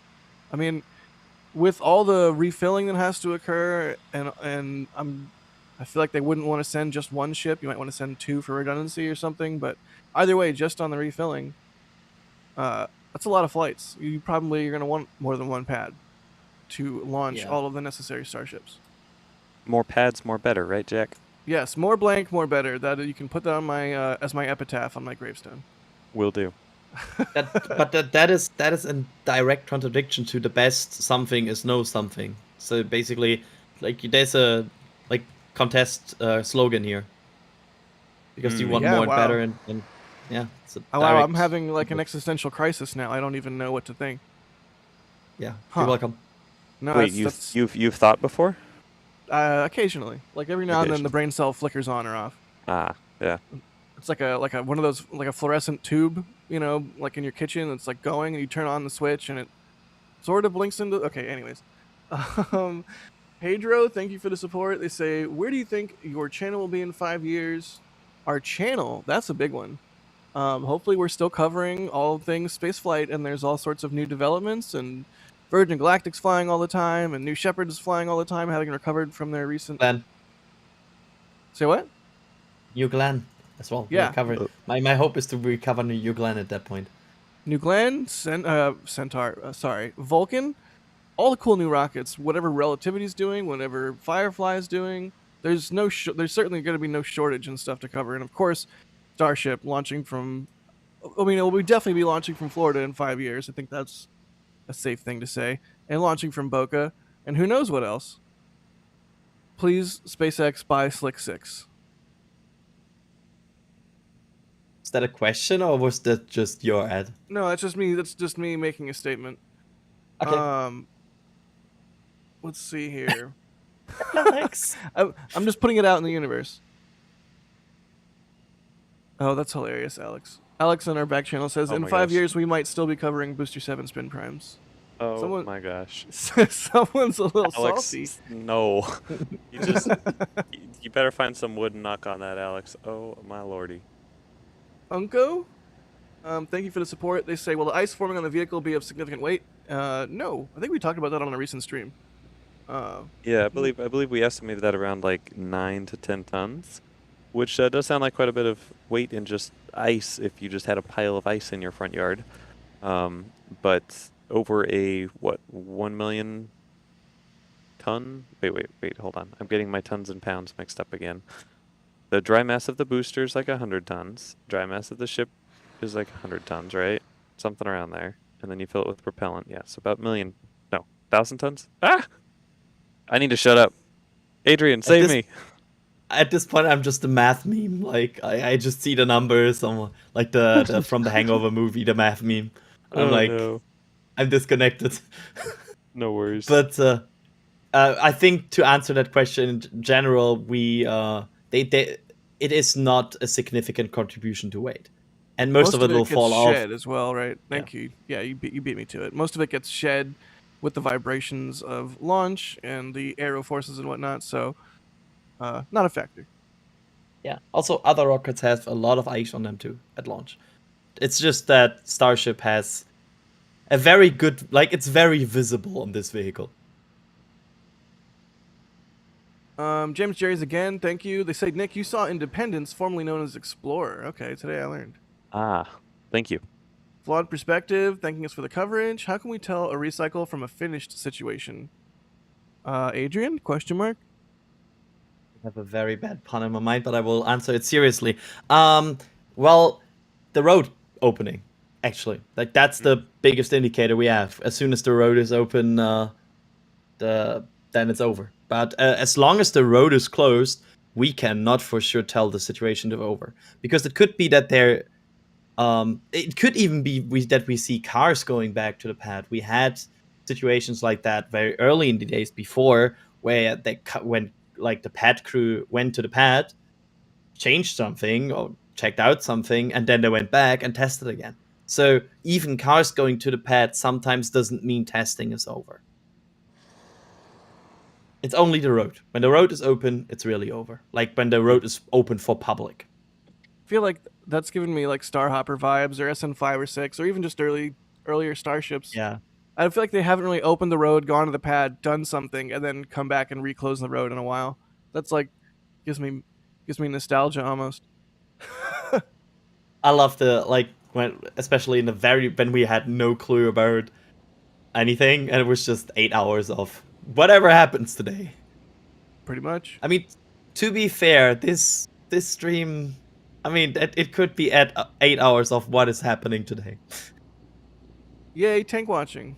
Yay! Let's see. Keith Carson, thank you for the support. They say Soviet space program best shuttle is no shuttle. That's hilarious. James, don't get me started. Not gonna go on a shuttle rant. James Juries, thank you for the support again. Asking what our thoughts are on Susie, the reusable second stage that's going to be flying on Ariane 6. Yes. Anybody have any thoughts? Yeah, I would- I like. Oh, sorry. I would like to have thoughts, but I don't know who Susie is and what her last name is. Wow. Oh, the burst vent is going again, but I like saying it's not okay. But my thoughts is I like it because I like Europe pushing a bit more into like reusability and more into capabilities in general, because yeah, I'm European. I like European spaceflight, so I am a fan of that. And what I hope is that's not another program that we see and then disappears forever, but I hope it's really something that gets going and actually ends up into a very cool capability. That's my hope here, and that's my thoughts. Nice. Yeah, no disagreements here. Alex, thanks for the support. Dog Cruz, thank you for the support. Alex again, saying, given how slow the chopsticks seem to be during stacking, how precise the lifting pins are, how will the booster get caught out of the air? I think the answer there is... We'll see. Yeah, that's probably the best answer. My complete speculation would be the booster is going to be moving fairly slow, and the chopsticks will sort of close around it as it lands, as it descends through them. So by the time it hits the point it needs to hit, they will have been able to close the necessary amount. I do wonder how that's all going to go. I think we're all wondering how that's going to go. We'll just have to wait and see. There's a reason they're doing it at Starbase first before Kennedy Space Center. We'll say that. Can I just say that is quite, bonkers that that we are talking about. Yeah, we will see it when it happens, when they try to catch a rocket booster with a tower, which is like, wild. Yeah, once you really progress that statement, you're like, okay, yeah, that's a wild statement to make. Like, yeah, wait and see. That's kind of like SpaceX's MO, right? A lot of the time, where they will say something that just seems totally off the wall and then diligently work towards accomplishing it to the point where it's no longer crazy and off the wall. I remember when landing Falcon 9 for stages seemed crazy, especially on a barge out in the middle of the ocean, and now it's like we don't even question it. So at a certain point, give it 5 years, we won't even question a booster being caught by the tower. But right now, we're like, we'll just have to wait and see. Will it blow up? Will it roast the orbital tank farm? Who knows? When the first tweet came from Elon that they are trying to do that, I was kind of refreshing my Twitter feed after like 5 times to see if it's the real Elon. I was like, no. I was very much what? But at this point, I'm excited for it. I want to see it. So and also at this point, we have seen the chopsticks now. We have seen them working and lifting things. So it makes it a bit more real for me. You got to feel like SpaceX is pretty confident with the ability for this system to work, given that they're already building another one at Kennedy Space Center. Ooh, look at that ice fall. That was cool. You know, if I was a person spending lots and lots of money on a duplicate of this launch pad, I would certainly want to be confident that it was going to work in the first place. Yep. Ron Smith, thanks for the support. They say, please, Wallops Starbase would look great with Neutron and Antares Beta. Wallops is such a cool place. I really need to go see a launch from there. And Duke, thank you for the support. Shuttle at Houston Center is a replica of Independence, and yes, it still hurts not to have an actual shuttle in Houston. Not that there are any feels still brewing. I'm sorry, Duke. That's kind of lame. Yeah, I should have known. I should have known Enterprise was on the what is that? On the Intrepid Museum, because we do stuff with the Intrepid Museum, and that's where Enterprise is. Duh, I should have known this. I need more coffee. It may be 11:21 local, but it is 9 a.m. for me. Let's see. All right, let's do some questions. How about? Do you guys have any confessions or things you want to get off your chest before we get into some viewer questions here? I also like coffee. That's it. Good confession. Yeah, such a revealing thing. Nick, are you a coffee person or an energy drink person or not or null? My favorite beverage is some Water. ice cold liquid methane. Interesting. Yeah, it's just ice cold liquid methane, negative 400 and something degrees. No, actually, I'm a water person. I drink so much water. I go through 1.5 gallons, 2 gallons every day, just to stay cool out here in Boca. And yeah, that's basically all I drink is water. On occasion, I'll have like a lemonade or an iced tea or something, but yeah, mostly water. Water good. Water very good. For the record, I'm a water, coffee, and also energy drink person. Energy powder. So you're just everything. Yeah. So basically, everything. what you're telling me, Adrian, is you have a drinking problem. Yeah, a lot of non-alcoholic drinks. Venting. More depressed venting.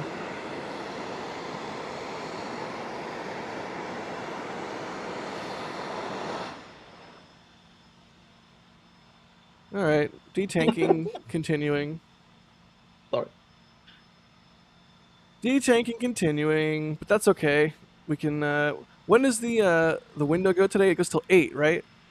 Yes. Yes. It's Yeah. 8 It's a to little 8. recap. I guess we should do a quick little recap for everyone who who has been just tuning in. A little bit earlier today, I believe at 10:54 a.m. today, we did see a looks like a 7-engine spin prime on Booster 7, and that was after it looked like a nominal countdown, and then obviously spin prime. They've depressed the booster somewhat, and we are looking to see if there are any signs of them recycling. And if they do, then we'll be looking at some sort of static fire possibility, because Mary did receive an overpressure notice yesterday, looking for us to be able to get a little bit of flamies down here. That would be kind of exciting. So that is the update, correct? Yes. Yeah, everybody access your caveman side or cave person side and fire good. Fire very good. So that's what we're hoping to see today. We want to see more engine testing because more engine testing means we're one step closer to the orbital test flight. The fabled orbital test flight. Oh, I feel like it needs like angelic music or something. And like an echo every time you say it. Yeah. Orbital test flight. Flight. Pop producer will always has to push a button when you say that. Would be amazing. I'm looking for some questions to pull out here. If either of you see one that tickles your fancy, go for it. It will. WKRPAZ WorkPaz. I'm gonna guess that's how that's pronounced. They're asking, do you think they're holding off on static fire until SLS launches? No, I think they'll static fire whenever they're ready. Before or after SLS doesn't matter. What do you? Any analysis there? Yeah, I don't see any correlation between the two programs as of this point. Like, the test program here is not related to the SLS program. Of course, in the end, they hopefully both support the Artemis missions, but I don't see any correlation, so no. Nick, what you think? Talking while muted. Excuse me, ladies and gentlemen. I'm so sorry about that. Yes, I think SLS is a very much separate thing from Starship, and SpaceX has shown that they will not be waiting around for anyone, for anything, for any reason. So if they're ready to do something, they're going to go ahead and do it. Yeah, buddy. Good question though. Good question from WorkPaz. Boop, boop, boop. That you searching or just the robot rebooting? A little bit of both. Yeah, it's a little bit of both. Okay, good. Just wanted to make sure here. Dan Sunby asking, will starships be able to dock to each other? I mean, SpaceX themselves have shown that in animations, right? Yes, that's kind of what they want to do with orbital refueling. And that's kind of needed for orbital refueling. So, I mean, even if the tanker variant is a special like this, it's still a Starship. So yes, they would need to dock with each other. My God, I cannot talk. Yeah. That's going to be one of those, like, after they do orbital test flight, one of the next big exciting things that we're all going to be like, when are they going to do it? Some sort of orbital docking and refilling type test. Going to be super cool. Yeah. Tara, thank you for the support. They say, does SpaceX's technique for using arms to catch a booster in Starship have any applicability in zero-G spaceship docking designs? You know, I could see it being useful just in terms of getting experience, having a ship, you know, interact with the thing that is supposed to retain and hold it while it is, you know, docked at some sort of massive station. Oh, that's cool to think about. The awesome part about spaceflight is that nothing happens in a vacuum. You know, if we learn something from a different program, a different country, even, like, it's all just out there, and everyone's here to learn and be the best as they can. So, pretty much whatever SpaceX does, catching attempt-wise, is going to inform their zero-G spaceship docking. So they'll be getting as much information as possible. Just to correct you there, a lot of spaceflight actually happens in a vacuum. You know, Adrian, I was going to do it, but you beat me to it. Yeah, a lot of spaceflight occurs in a vacuum. Thank you. God darn it. We're the I'm worst. mad at you. I'm mad at you, not because you did it, but because you beat me to it. You should have. Gotta be faster. Here in Booster 7, make noise still. I mean, if that frost line is continuing to shrink, we are in a classic detanking situation. Yeah. That would mean that they would probably then need to spool up the tank farm again and then completely retank the vehicle for whatever they're doing next, if they're doing something next. What is our hope, because we like to see things. Well, that and Mary got the overpressure notice, so Yes. we know that a static fire is, you know, potentially on the table for today. This is true. Indeed, we are hoping for it. Here's one I'm gonna try not to answer too sarcastically, but keyword there is try. Sebastian is asking, what are the unique indicators for static fire and for spin prime? I hate to say it, but if you see fire, that was a static fire. Wow. Oh. Wow, Jack. Wow. Wait. Speaking of... Yeah, that's the other indicator, I think, is that there's a siren for one and for the other one not. Okay, yeah, that's the good serious answer. There is the T-minus 10-minute siren, but I don't know that I would class that one as super reliable because sometimes it happens, sometimes it doesn't.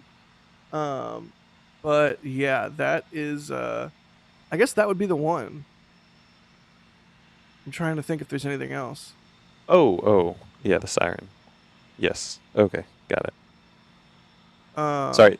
Michael had said siren in the back channel. I was like, I didn't hear a siren. No, that was my exact same reaction. Even though that's exactly what we're talking about. I was like, wait, siren? It's like you can't be throwing that word around. I was immediately like, do we have 10 minutes until it's about to go? That doesn't make any sense. No, right? Yeah, I feel like you could wake up us at night and with just screaming at us siren like instantly into commentary mode. Yes. All right, so to be clear, there was no siren. We are just saying the word siren. Nobody freak out. We're still detanking this vehicle. It's like you got to be careful throwing that word around. Yeah, don't throw in the S word, Michael. But good question from Sebastian. 10-minute siren is probably the best answer there. Yeah, which is why in the first place we're saying that word so many times. Dave Kimball, here's a good question. Is asking if the spin prime doesn't involve actual ignition, why must they chill the engines? I think that's all about like thermal shock, right? You don't want something going from ambient temperature to super cold. You could cause issues or overly fatigue or even break parts of the engine. Would you say that's a fair assessment, Nick or Adrian? I would agree that is a fair assessment. You don't want to shock frost your engine. You want to gently frost it. Got it, yeah. Makes sense. Boop, boop, boop. Another reboot. Yeah, there's a lot today. Also, while you're searching for the next question, can I just say that right now the absolute heaviest rain I've seen in a long time is starting here next to the window I'm sitting. I'm like seeing. I cannot even see that far because there's that much rain. Wow. So if you hear rain sounds in the background of me, I'm sorry. I would be very happy if I did. I love living in LA, but the thing I miss most about living in Florida is the rain. There's no rain here. It's an arid climate. Anytime it rains, it's like, oh, thank goodness. Plus, the West is in some kind of insane mega drought. So don't worry about your rain, Adrian. Enjoy it. Own it. Embrace it. Become it. I am getting now motivational talk about rain. Yes. You just did. Okay. Let's see. Where did that one go? That was a really good question. I'm looking for it. Here we go. Ryan is asking, how do we think... oh, come on. Where did it go? All right, well, here we go. Ryan is asking, how do we think they will unload cargo on the moon from a Starship? And it keeps moving every time I try and click it. There we go. It's an elevator. Elevator or crane, Yes. some kind of moon crane. Would it be a moonovator? No. I'm just gonna put my foot down on that one right now, unanimously, without question. No, not a moonovator. It is a moonovator. All right. Okay, fine. there we go. It's a moonovator or a wonkavator. One of the two. All right, fine. You sold me with the wonkavator. You sold me. Okay, why is it a wonkavator? Because you need to watch Charlie and the Chocolate Factory. Okay. Oh, thank you. It's yet another movie reference that you have no idea what we're talking about. Thought I was missing something here. You are. You're missing a fantastic child's film that is really for all ages. It's a touchstone of a generation, okay? Just go watch Charlie and the... Get off the stream right now and go watch Charlie. How have you not seen Charlie and the Chocolate Factory? I'm sorry. SMH. A lunarvator. Ooh, I like that. Ooh, Lunavator is good. That's excellent. Nice one, Mark. When Lunavator merch. Speaking of merch, we have a merch store. Hooray! all kinds of ways to support what we do, and one of the best ways to support what we do is by checking out some merch in our merch store. We got t-shirts, we got metal prints, we've got all kinds of stuff. I think there's even an is the SLS pillow still in there? That exists. But we also have the exploded SLS shirt design. I'm throwing Michael all around here as he tries. Yeah, it's still there. SLS pillow. If you want the hugging SLS pillow, I'd been meaning to buy one of these forever. I'm not even kidding. I just want one, just to have one. But yeah, we've got the merch store. All kinds of fun designs from SLS to Starship to lightning towers to mock diamonds, and we've even got metal prints. Some of your fabulous shots there, Nick. And some, I think we got one from Steve, we got one from Brady, we got one from me. Always kind of trying to refresh the different prints that we have in the store and keep things fresh and just let you guys enjoy some merch. Because, you can support us, you can hit the like button, you can do the super chats, but if you want a physical object in return for the help, you can always just check out the various merch in the store. Okay.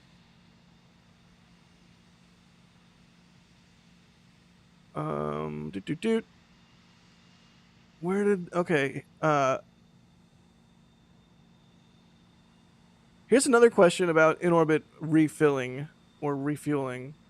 Do we think SpaceX will be able to achieve in-orbit fueling since they have not yet solved it? I think this kind of goes to what you were saying earlier, Nick, it's already sort of been a thing on the ISS, not in quite as large a scale, but it's not like it's never been done in orbit ever. It totally has. I think Northrop Grumman and their mission extension vehicle did some sort of testing along those lines too. So if I was going to answer this, I would say, yeah, they'll be able to achieve it. Maybe it will take them a couple tries, but yes, they'll be able to achieve it. I think launching is right now the bigger and harder challenge, and then once they knock out the whole launching and whatnot, kind of important for a spacecraft. Then they will move on to the next challenge, which is refilling. But I don't know. What do you think? What do you think, Nick? And I think the whole idea of orbital refilling is a really challenging problem that they're going to have to solve, and it's going to be really cool to see what their solution ends up being. Because we've seen some engineering camera footage from inside of like a Falcon 9 stage, or even like the old Saturn V stages, where you see the propellant like beating around. It's just a bunch of little sparkling balls of globular fluid, and that's really hard to pump. Your pump would be sucking some kind of gas, and then some kind of liquid, and then some kind of gas, and that wouldn't work out very well. So however they get that down, whether that's some kind of spin or centrifugal force or some kind of actual ullage thrust or something, well, that's what I'm most looking forward to see exactly how they solve this problem. Yeah, I always love those shots from inside the tanks, and you just see all the blobs of propellant floating around. It for whatever reason, to me, it looks so darn sci-fi. Adrian, any thoughts on this? Or no, go ahead. What were you gonna say? I can transition to this from what I was going to say, because I agree with you. Like, these shots are amazing because they look surreal. Like, everything else looks kind of like, I don't know, you could say touchable. But these shots, they look so out of this world, and I always love when we get them. They're one of my most favorite shots in spaceflight. And it's like in Star Trek or any sci-fi property. Whenever you get like a shot of the engine room and it's like some kind of giant glowing column or like big beryllium sphere or whatever, like the interior tank shot of a rocket is the real world equivalent of that. I mean, I guess it's not the engine, but I don't know. It, like you said, it looks surreal and super cool. Yeah, I agree. And I also think like cooling, for example, might be an interesting issue doing orbital refueling, because you need to suddenly cool different amounts of propellants at different times, and I feel like that might be also an interesting side issue with these. Yeah, I forget. I think I was reading it on the NSF forum. There's a whole thread about orbital refueling, and somebody was saying, "Oh, if they only put 3 engines on the tanker, and then in some of the RVAC engine bays they put like cooling hardware, was like, oh, that might be a viable, like some sort of radiator and like recirculating pump and a that, like, I don't know, evaporates a little bit. I don't know, but certainly the question of boil off is there. I'm super curious how that's all going to work out. Shout out to the person on the NSF forum whose idea I just stole. Sorry about that. Not stole, promoted. There we go.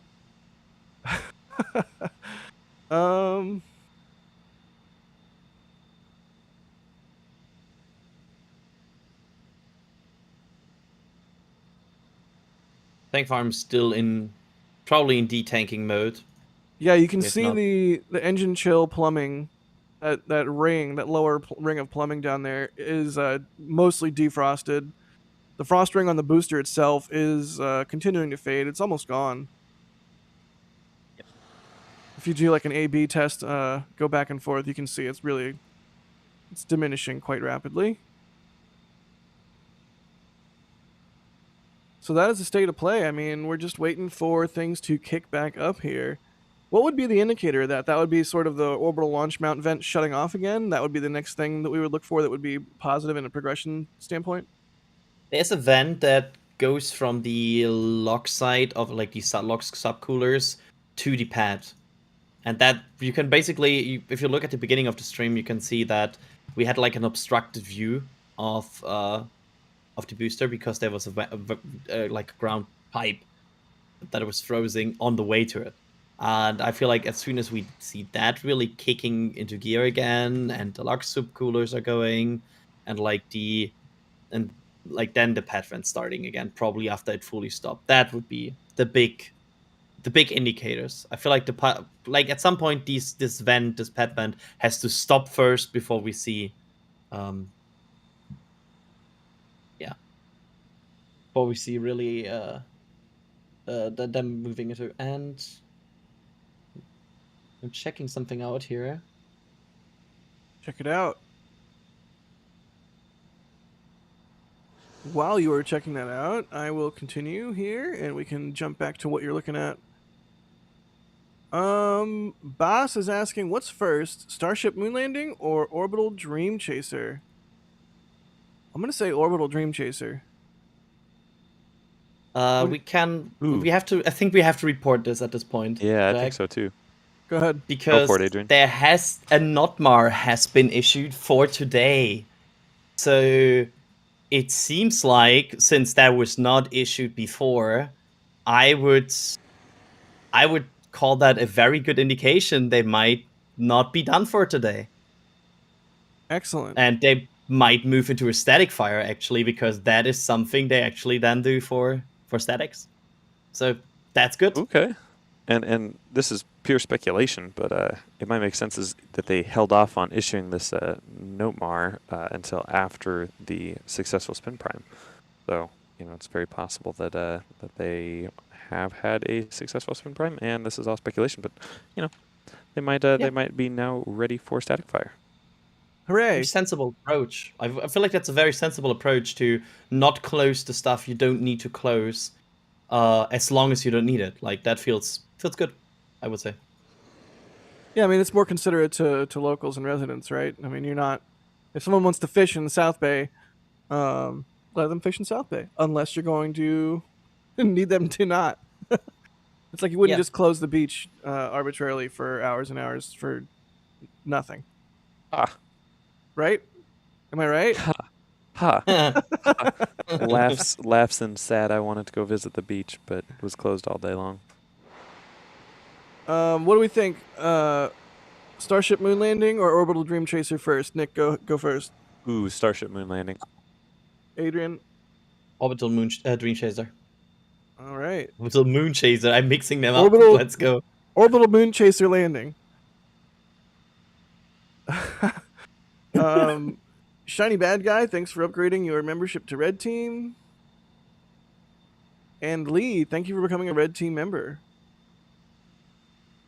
Rapscal, thank you for the support. They say, for the love of God, rotate the right camera to the tower so it is vertical. Is that an optical illusion?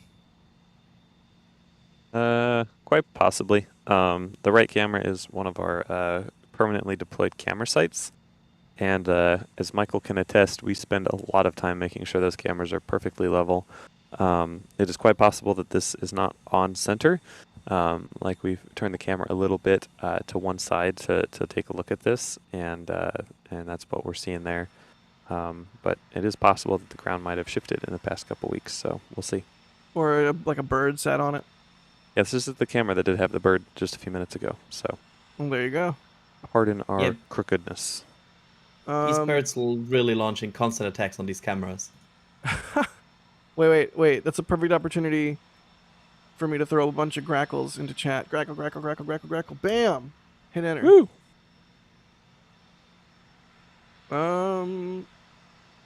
Let's see. Jason, thank you for the support. Asking, what is the purpose of detanking?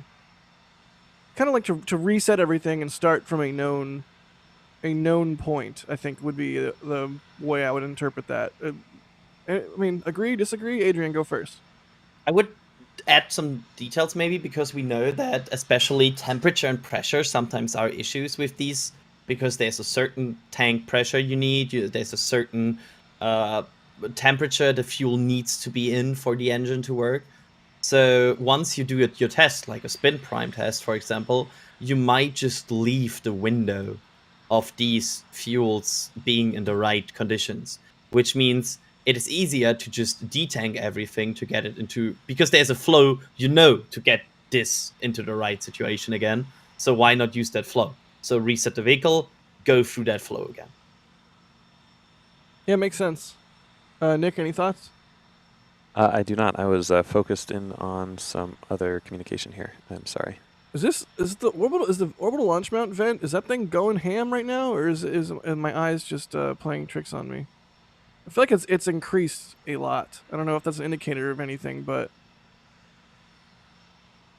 go ahead. I always like to say that because we had that issue a lot in the SN8, SN9 days. But a recycle really, basically, it's a wrench in the spreadsheet. It's everything gets chaotic after that, because sometimes then timings don't work out anymore and indicators are weird. So because sometimes even the part of the vehicle is still in detanking mode, while the other side, for example, like these lock subcoolers, they are going right now again.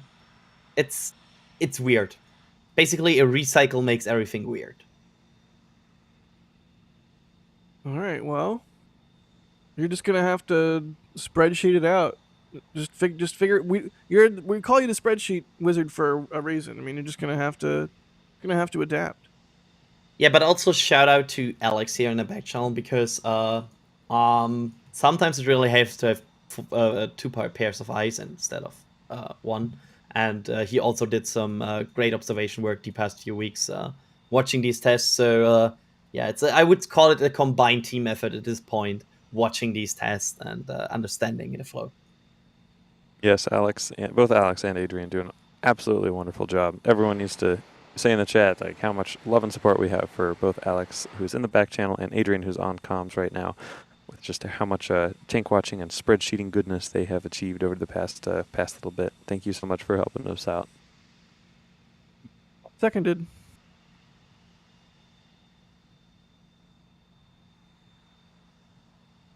Let's see here.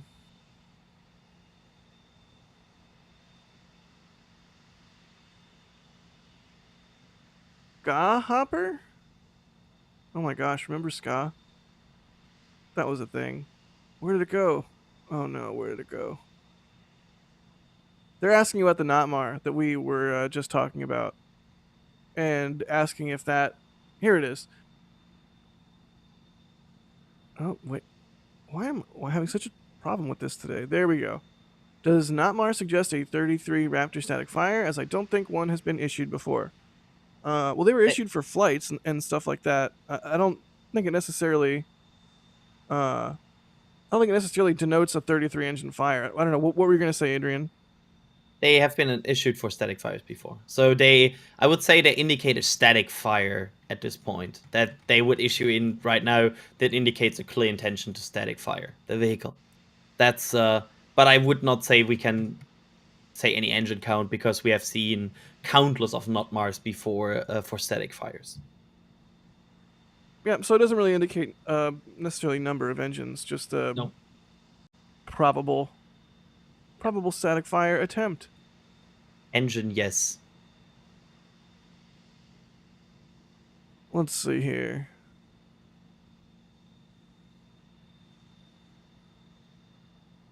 Kind of in the same vein, Boss is asking, could they be spin priming less reliable engines and still static fire 33 today? Speculating, of course, but they already spin primed 33, if I recall correctly. It did sort of look like they spin primed all of them, but what this morning was what? We're thinking maybe 7. I heard you say earlier, Nick. It looked close to 7. It looked extremely similar to the spin prime we saw on Friday, and Friday's spin prime looked close to 7, as does this one. It is pretty difficult to see, under there exactly. There's the legs in the way, and the plumes kind of all merged together. But from Alex's best count, I believe he said 7, which plus or minus 1 or 2, I guess, but probably around 7. I'm, by the way, still not fully off my theory that they gimbaled the engines during that as well, because it looked a bit weird doing the fade out. So maybe there was also some gimbal testing as well. I will not give up that hope of mine or theory as of now. And I can confirm that there's almost no breeze down here, so it was not likely wind you were seeing moving those vents around. So that I think that would look like some sort of wiggling in the plumes during the spin prime. So I would say there was a gimbal test, probably maybe-ish a rope involved as well. That's super neat. So yeah, I mean, based on that, I would suspect we see the equivalent of the spin prime we saw, just with a firing. So I would expect somewhere in the order of 7 engines. Not a full 33 today, but who knows? I mean, I don't. We'll have to wait and see what happens.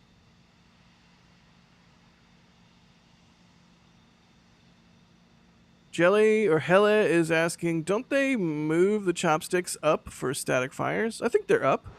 You think they're sufficiently up for a static fire, Nick? Well, we haven't seen a ton of data. They've just kind of started recently moving these chopsticks in coordination with testing attempts. Previously, though, we would expect them to be up a little bit higher for a static fire. However, there isn't a ton of data to support it either way for sure.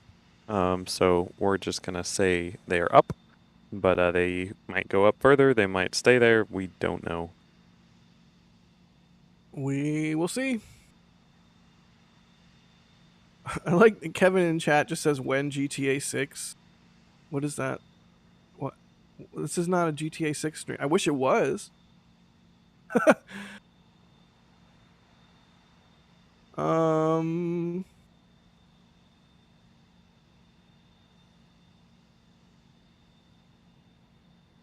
Lauren asking if they don't do pre-burner tests anymore, possibly related to Raptor 2 igniter chain. We've seen a fair share of pre-burner testing, haven't we?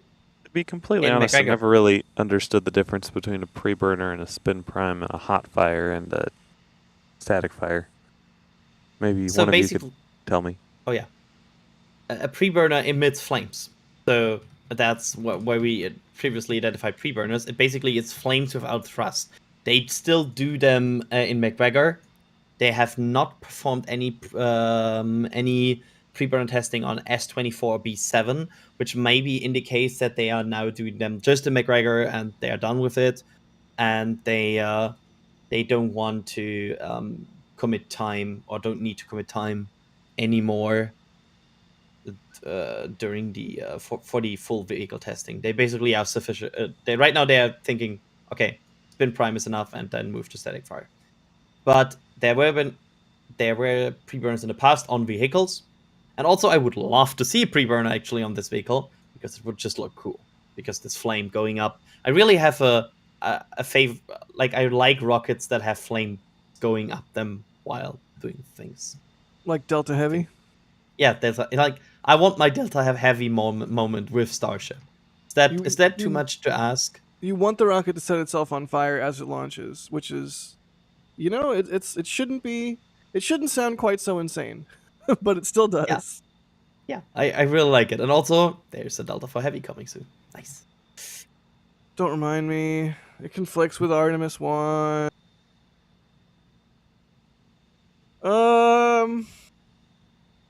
Let's see here. So yeah, maybe Glorin was asking if maybe the reason we haven't seen a pre-burner test with 24 or 7 is maybe it's related to Raptor igniter changes. It could be. I mean, we do know the igniter situation on Raptor 2 is different than Raptor 1 and 1.5, 1.5, whatever you want to call it. Yeah, but they can still perform that in McGregor. So yep, we have seen them. So at least a single Raptor 2 can perform a pre-burner. It's just that the combined, they don't probably just decide they don't need them right now. Let's see here. Marcin? Thank you for the support. They named their boat Miko after our recommendation. Who recommended that they name the boat Miko? It's a good name, though. It's a very good name. Wolfram, thank you for the support. Saying I regret that I have but one like to give for this stream. You're so sweet, Wolfram. Thank you. And thanks for the support.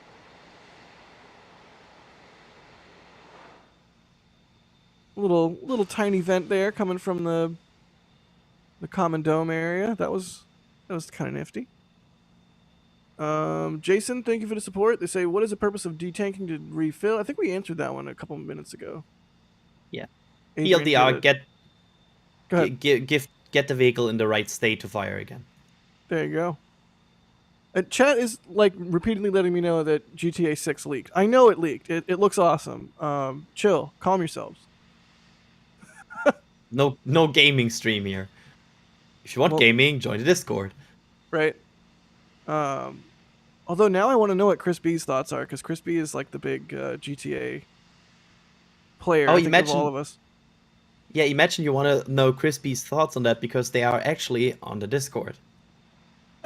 Oh, really? I'll have to go look. I haven't looked this morning. But that was a good plug, right? It was. Definitely. It was. Wonderful. How do you get the Discord? Get an L2 lifetime membership or become a Capcom member. The orbital launch mount vent is in waterfall mode, which looks like we could be starting to get close to a reset here, right? Yeah, actually, we are probably in the reset floor already. And the next thing we would wait for is in about 20 minutes for this vent to stop. Oh. So I feel like we might just be in a recycle already. This Well, that's actually, good. yeah, Alex kind of predicted very well that this might happen soon. So it feels like so far it's working out really good. Hooray! I like when things work out good. Yeah. Cruiser Frank, thanks for the support. What is the team's opinion about Starship 26 or 27, disposable Starlink dispensers, or human landing system prototypes, or both? I don't think they could be both. I wouldn't be surprised by either of those things. I don't know, Nick. What do you think? Yeah, well, I'm sorry, I was looking at another screen here. Team's opinion about Starship. Oh, yes. So the Starlink dispensers, we've seen them working on Ship 24's Starlink PEZ dispenser door quite a bit. And we haven't really seen any updated hardware for 26 or 27's PEZ dispenser. That we with. Oh, hang on. The launch mount vent just stopped. Ooh. Yeah. All right. Okay. They are in. Wait, let me. That would mean from the stop. That Adrian could checks his mean bit actually stream. like. No, actually, I'm checking Alex documentation here. Like 40. Yeah, actually, like 40 minutes ish. 40 minutes ish. That's exciting. Maybe more if that's a different test, though. I love that we're starting to get enough data on booster testing with all of the testing that's happened that we're able to start looking for trends like this. I'm loving it. What is it? Those the LOX subcoolers? Those are starting to condensate significantly now. Yeah, they are. I feel like this feels very much like propellant loading at this point again. Excellent. So the next thing we'll look for is that frost line to start growing again, right? Yeah, or the methane chill vent, the methane side of the engine getting chilled, which would be the vent that is on the horizontal pipe around the pad.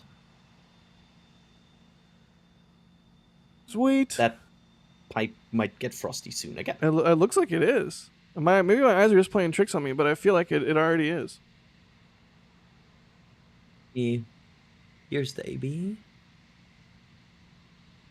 What is I feel like go for it. I feel like it's getting really hard to really spot that because it's getting frosty, then unfrost, then still there's a little frost left, and Oh, there goes there goes the ground line. The Woohoo. bottom on the bottom left. that's always so cool. You just see the condensation start to crawl across the ground like that as the plumbing that's laid out starts to chill down. So neat. Yep. But Nick, I interrupted you. Sorry. Yeah. We Ship were talking 26 about and Ship 27. 26, yeah, Ship 26 and 27, and their payload, which was likely still planned as be PEZ dispensers, but, and the question was also asking, I believe, about HLS stuff as well. Yeah, we're definitely keeping an eye out on 26 and 27. 27's nose cone just came out today of the Tent 3, and got some clips of that earlier. Of the high bay right now, and from my count, it looks like we have all of the bits and pieces we need to make a couple more starships. So that's exciting. All we need to do is get into some stacking. I love it. We've seen 2 starships at the launch site. When are we going to see 4 starships? I don't know. I think that's probably asking for too much, but Nah, Jack, not asking for too much. Never have enough. More starships, more better. more starships, more better. You're right. So going back to the discussion of that being on my gravestone, it should just be more blank, more blank. But the blanks should just be like a whiteboard, and there should just be like a, like a dry erase marker, just like in my tombstone. You can anyone can come up and deface my grave however they please. Actually, that sounds like fun. I might go visit your grave just to do that. Nice. Taylor Van Camp, thank you for the support. They say, what goes up and down but doesn't move? Stairs. Oh, I thought you were gonna say Starship.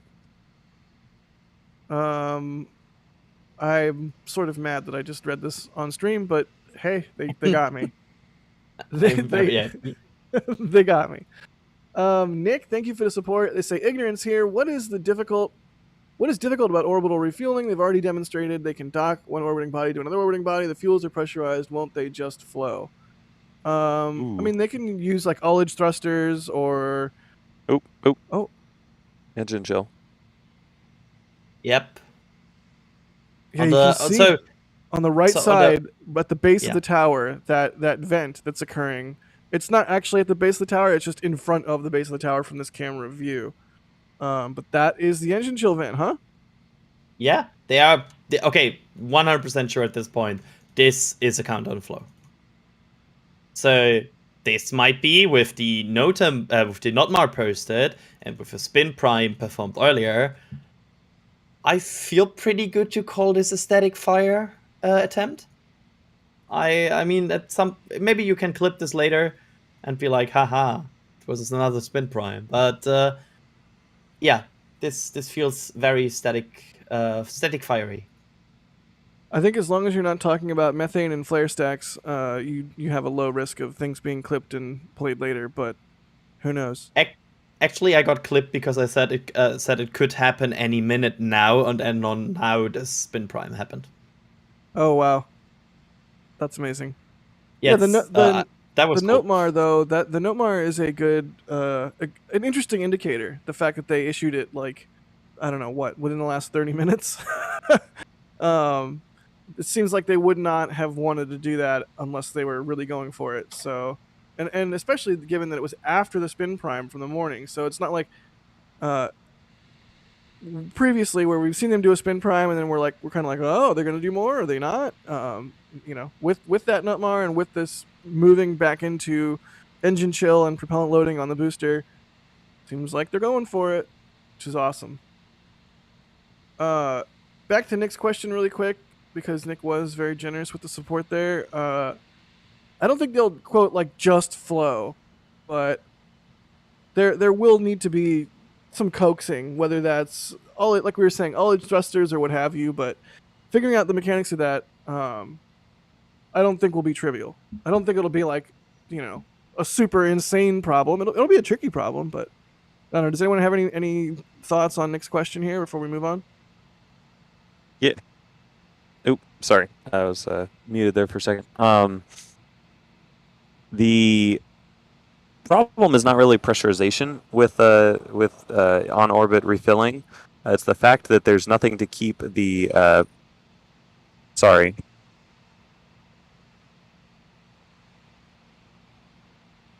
You don't want those, pumps like cavitating, right? You want pumps. Pumps don't want to deal with a mixture of air or voids and whatever they're trying to pump. You want a consistent flow of material into the pump, and that means you can't have like globs of propellant just like floating around willy-nilly. I mean, I think that's sort of where you're going with that, right, Nick? Exactly, and I do have to apologize. I had to stop talking there. The world's loudest little like bobcat and backup thing, just all the noises right now. I can hear it. I'm sorry. I can hear it. It's amazing. Back to mute. Oh, beep beep. I don't know. It's fine. It's fine. Remembers me on like some earlier tests, like when early tests when they were like when you had like reverse noises very close to the one mic. And it was just going for many minutes. Or like when the lawn guys come around and decide to like do some weed whacking. It's just like you can totally do that during a static fire. It's like, okay, buddy, there's a fueled rocket over here. Like take a moment and soak it in. I know you have work to do, but come on. Not hired for that. Mars Labs, thank you for the support. They're asking if space smells like bacon, and if so, is it pan fried or oven fried? I'm not even. You got me to say bacon. There, ding ding ding. Sound the alarm. Devil's Riser, thank you for the support. They say, will you people know if they have a launch license, like a public database, or will you know when they decide to tell people?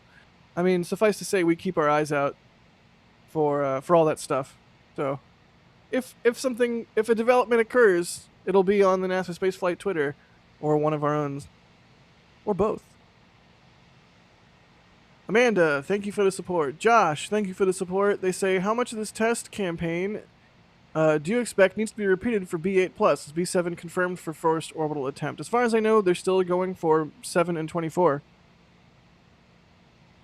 Yeah, and who but knows I would imagine what they would need to repeat. Yeah, probably less tests. But I mean, at a certain point, I would expect them to get to, throw the booster on the mount. Let's do a static fire of all the engines, launch it. Sort of like what they do with Falcon 9. They don't, fire up individual subsets of engines on Falcon 9. Yeah. Nolan, thank you for becoming a Capcom member. I wonder if Nolan became a Capcom member when we were talking about GTA 6 and the Discord.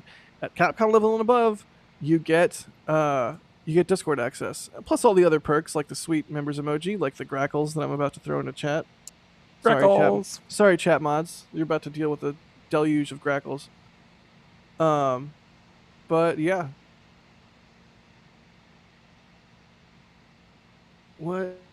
Oh, okay. Sorry, momentarily distracted. But yeah, thank you, Nolan, for the support. And if you out there are thinking about doing the membership program, it is just right there. It's right there below the timeline. If you don't see it, it's probably because you're on mobile. But yeah, membership program helps us do what we do. It's amazing that we have all the support from all of our members. Thank you, all you members. We hope you enjoy the sweet perks. Okay, now yeah, now that the engine chill vent right there is sufficiently frosted up, I think it's safe to say, right? Mm-hmm. Yeah, and also many other indicators at this point. Yeah, you can see the LOX engine chill as well again, which is going strong now from the bottom of the engines. You can see it there just being emitted from the engines. You can also see the frost ring now rising again. So yeah, this is an attempt. It was an attempt. So yeah, now it's just like a matter of will they manage to ignite some engines, and how many engines are they going to go for? It certainly seems like they're going to attempt a static fire here. Now watch, I have put my chips on the table, and they're going to do another spin prime. There is plenty of time in the window. Who knows what we're going to see? But that is all the fun of Texas tank watching, right? Absolutely, and we do want to remember Mary did receive a overpressure notice, which would lead us to believe that there is at least a fairly strong potential for a static fire today. And at the moment, we have a frost ring forming, which is a good sign after a spin prime. Oh yeah, it's going up fast too. I feel like I just blinked and it's already part way up that next ring. But Yeah. shout So, out like- to Mary for reporting the overpressure notices always whenever she gets them. It's so freaking helpful.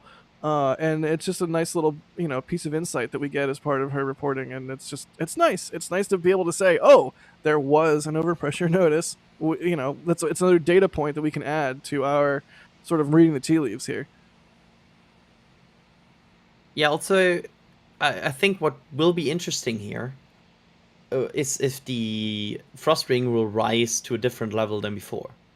And maybe they're doing like counterweight load. And if that happens, then I'm getting really excited here. Yeah, good point. So So what you're let's wait and saying, see for that. Adrian, is more locks is more better. Yeah, more locks in this case is more better. Got it. Warren, thank you for the support there. Appreciate it. James Juries, thank you. They say NSF gaming stream when? That would be fun. We do like screen share and whatnot in the voice chats and Discord sometimes, and do various Kerbal things. Or there was one time when I ate ghost pepper ramen, but we're not going to talk about that. It's fun. For everyone but you. Warren, thank you again for the support. They say, would they consider a hop flight for the booster, like with the serial numbers, but to test the booster catching process? That's a very common question. I think the short answer is no. At this point, they're not going to be doing any hops. They're going straight for an orbital flight. But I'm still a bit sad about that because it would be cool to see booster hop. Oh, I'm very sad. I like seeing things like that don't look like they should be flying, like Starhopper or serial number 5 or 6. Absolutely the craziest of all the prototypes so far. Anyways, Yep. man, that frost so line weird with is the angle. really accelerating. Yeah, and the end of the propellant loading usually is signaled by the LOX vent by the PEP vent going again, which now is going again. Wow, cool. So this might be like some sort of stop in the rising of the frost ring. So this might be the final level of LOX load. This is about the same level that we saw with the spin prime, right? Yeah, I would say it's kind of point on the same level. All right. Well, yeah. So the vent being back on, we think means that load is complete of LOX. And I don't know what sort of predictors, like what time are we thinking right now, Adrian? Before 45, I would say. 12 before, like Alex also saying like 20 to 30 minutes. Maybe there's always the possibility of holds being in there somewhere, but like from this on, comparing to the last test, we would talk about like less than 45 minutes at this point. Less than 30 minutes. Sorry. Yeah, somewhere 20 to 30. All right. Yeah. And that's nominal, of course. No holds, nothing. I mean, we have no visibility into what temperature does the LOX need to be, what temperature does the methane need to be. Is everything all the parameters met? There could be a number of reasons for them going into a hold and for that to not hold up, but ideally that's what we're looking at here. If we mirror the test earlier, the spin prime, neat. But to be like, we have another indicator here in play if we think this is a static fire, which we are very much thinking at this point. The siren, which might be in play here. So we'll see if that comes up at some point. Indeed. Steven, thank you for the support. asking if we have radios out there listening for SpaceX comms. They're a ham, and they're getting into tracking satellite and launch comms. Oh, Elon just tweeted 7-engine static fire. Here we go. Elon literally just tweeted 7-engine static fire. So that's what we're looking at. So yeah, this is a static fire. All right. Well, that is what we want to see. Another step towards an orbital test flight with Starship and Super Heavy. 7 engines. It's a subset of the 33 that is on the booster, but it's only a matter of time before they, get this test done and then move on to another subset of engines, or maybe even a full 33.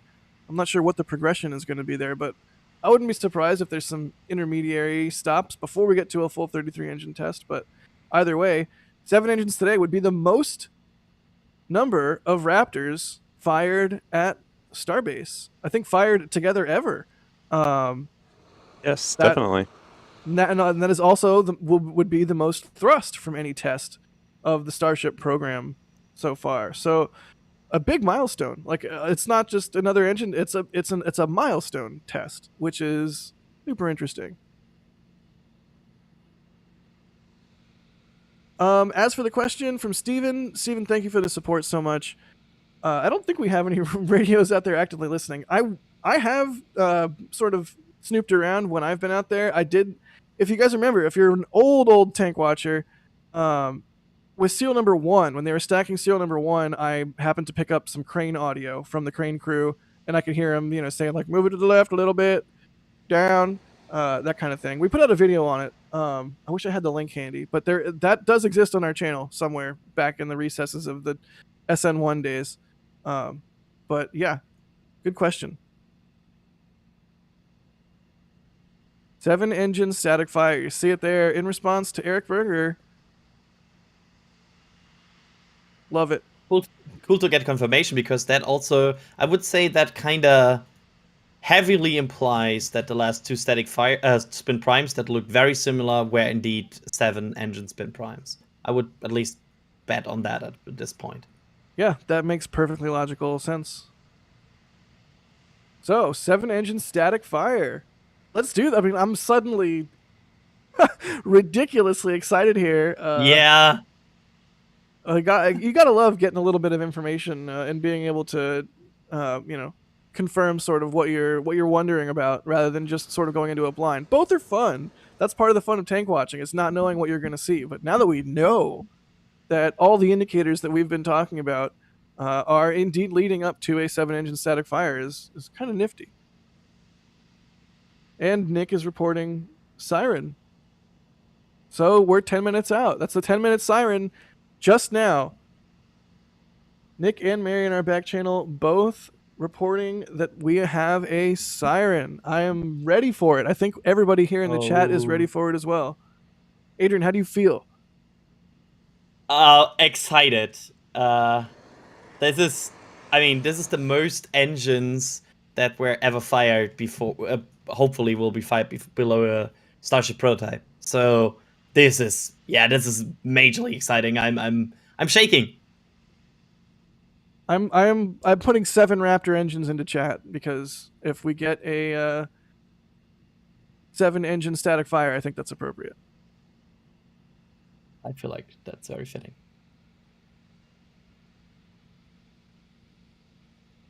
So we might look at like around 27, maybe. All right. Oh, what? First vent already? A what vent? I think I might have missed this one. Wait, no, sorry, Alexa. Okay, no. There's a new indicator that basically signals immediate firing. It's on the right side of the main close-up view. Okay. And what is it an indicator of? Imminent firing, like very, very imminent firing. We are talking about like less than 2 minutes. Okay, 2 minutes. So, all right. So it's not like the engine chill vent it's on it's Starships not, where it was like 12 seconds or something. It's a little but bit it's more not longer. happening. It's not happening yet. So just to clarify that, it's not yet happening. We confused it. Got it. Yeah, no, I hadn't heard of that one yet. Yeah. So All right, watch so for that. moving forward here, we're under the 10-minute count. Siren has happened. Not more went out. Overpressure notice went out. Engine. Elon tweeted 7 engine static fire. So that is what we are coming up for an attempt here.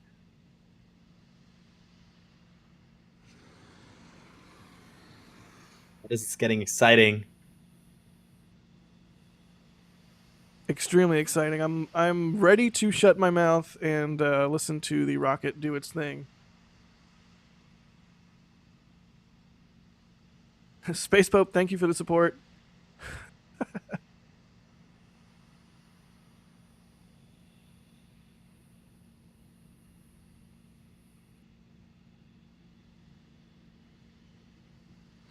This is great. This will be the most number of Raptors ever fired. So exciting. I am as well. So that next indicator that we're looking for is going to be that you called it a burst vent. Yes. That's that would be the next. Like that's what we have. Oh, you need some names. So that's what right now is the name. And you said that's around 2 minutes. No, yeah, like less than 2. Less than 2. Got it. Okay. Basically, it's the be quiet now. It might happen soon. Went. Got it.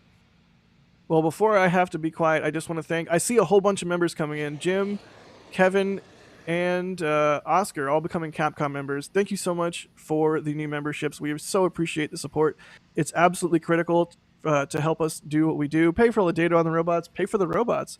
Pay for our time. Pay for all sorts of equipment that allows us to do things like our Artemis coverage, if you saw that. So thank you so much to all of our members. Thank you so much. And at Capcom level and above, one of the perks that you get is Discord access. So if that's what you want, if you want to hang out in our Discord, become a Capcom member.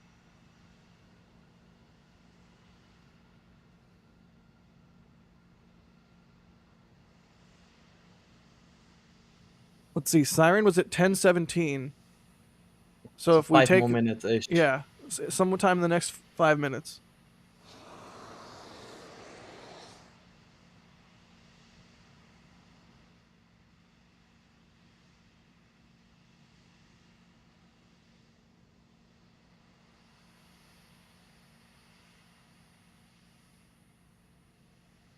This is. I kind of fear for talking, but we are still probably a bit away. But yeah, it's always cool to move into these minutes. Just before it are the best. I'm sort of imagining being at the perspective of one of the cameras, like actually being in one of those locations at this moment. That would not be safe, and the area is entirely cleared out, of course. But just sitting here listening to the, I don't know, whatever insect that is, cicada, like little buzzing insects and crickets, and hearing the vehicle venting.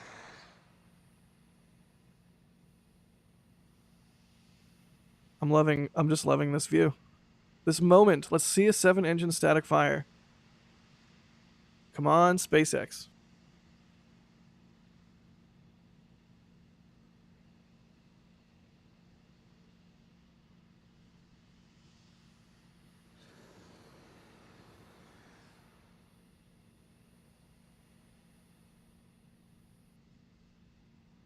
Just to confirm again, yes, we will be quiet once it fires, and you will hear it here.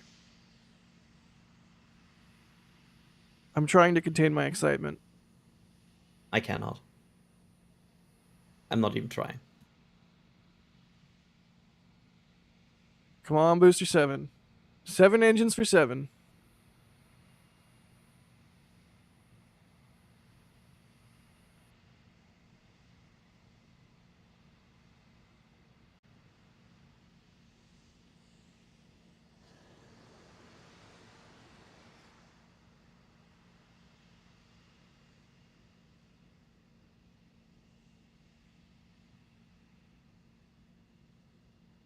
Julio in chat is asking, how do we know it's 7 engines? Because Elon tweeted like 5 minutes ago.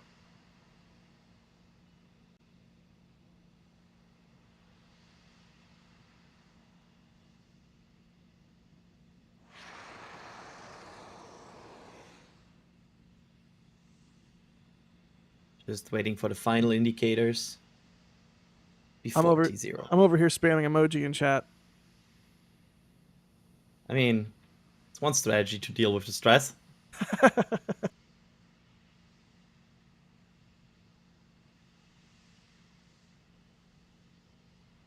So you said that that burst vent is going to be on the right side of the orbital launch mount from the perspective of the camera on the left? Yes. All right, all eyes on the prize. We'll also note by getting 7 messages by Michael and Alex in the back channel. Of course. Yeah, that's a given. Because they will probably see it before us. I don't know. I've got my eyes glued to the screen here, looking at the orbital launch mount.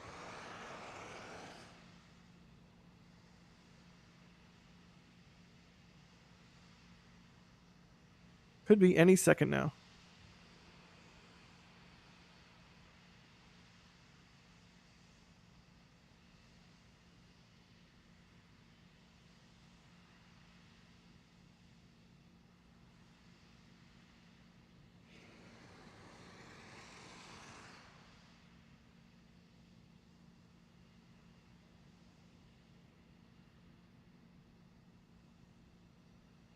I see that there's 21,000 of you out there watching. Thanks for joining us. We're being quiet because it could be a firing any second now.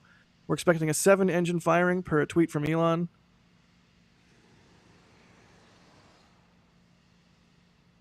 And we are coming up on 10 minutes from the 10-minute siren, so any moment now.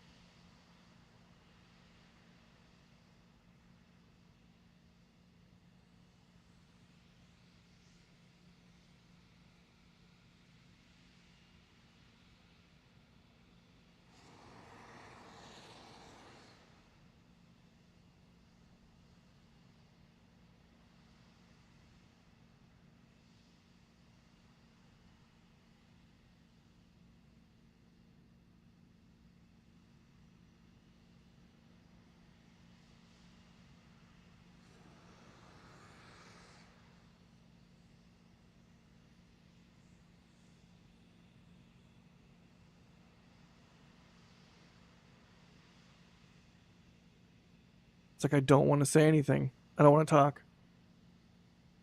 Yeah, it's hard to balance. Only short sentences, Jack. Okay, Adrian. Then 6 words. The rule now.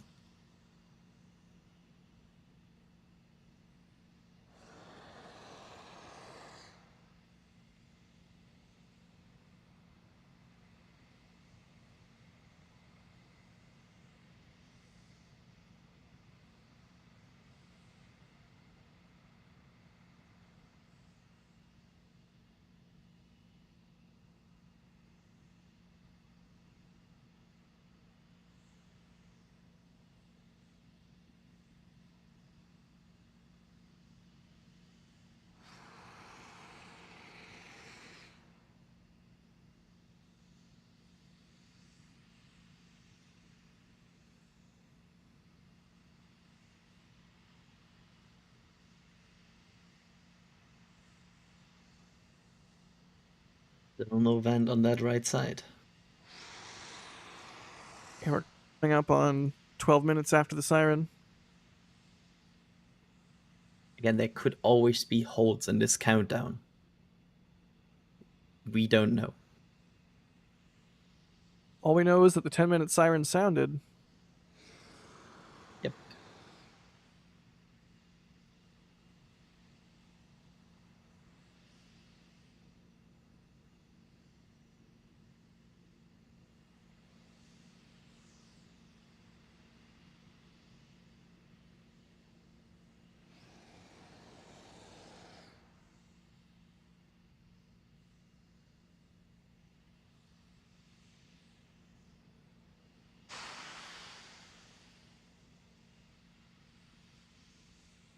Getting anxious for every sound I'm hearing right now. I know, right? I'm like micro-analyzing each individual vent sound. What is that one? What is that one? Like trying to triangulate the sound. It's so tough. It's like when do you start talking? When do you stop talking? I don't want to talk over any testing. for real though, we have Starbase Live as well. Go check out Starbase Live. We don't commentate on that unless we're doing like a special thing. So if you want absolutely no commentary, go watch on Starbase Live and watch this one with muted.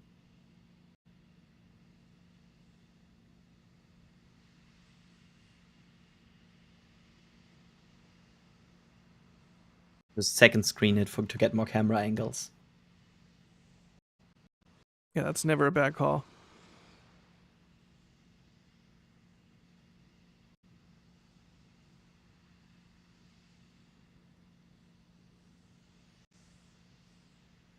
Thought maybe they would try and aim for 12:30, like right on the dot, but seems like no.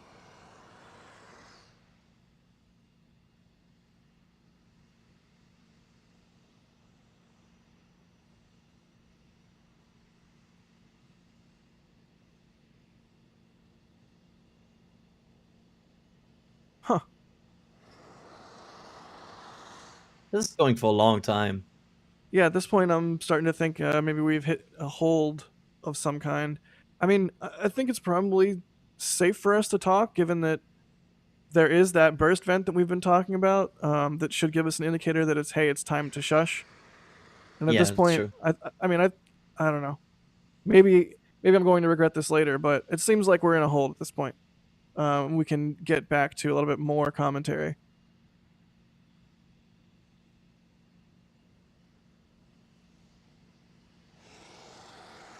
But yeah, I feel like with the siren being sounded, we have kind of an indicator where they wanted to go ish. So this at least feels like a hold, which doesn't mean it's an abort. But they could still wait for something and then go. So they might be. There's still some wiggle room here. Sure enough.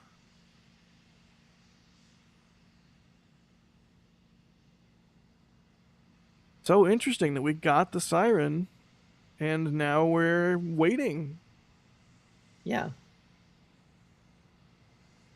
It could also be, just to point it out, that this siren is just wrong, like wrongly informed, because there's of course an information chain of humans giving information to each other to sound that siren.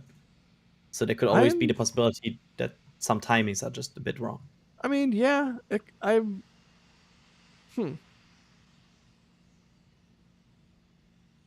Or maybe the time's just off by 4 minutes or something. I mean, all the indicators were there. We seem to be progressing straight into it. Yeah, that's true. I am inclined to think that the siren was right.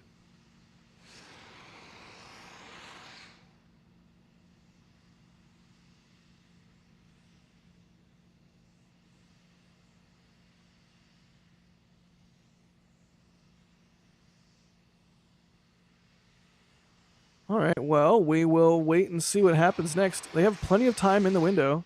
Goes till 8 p.m. local. It's 12:30 local right now, 12:33.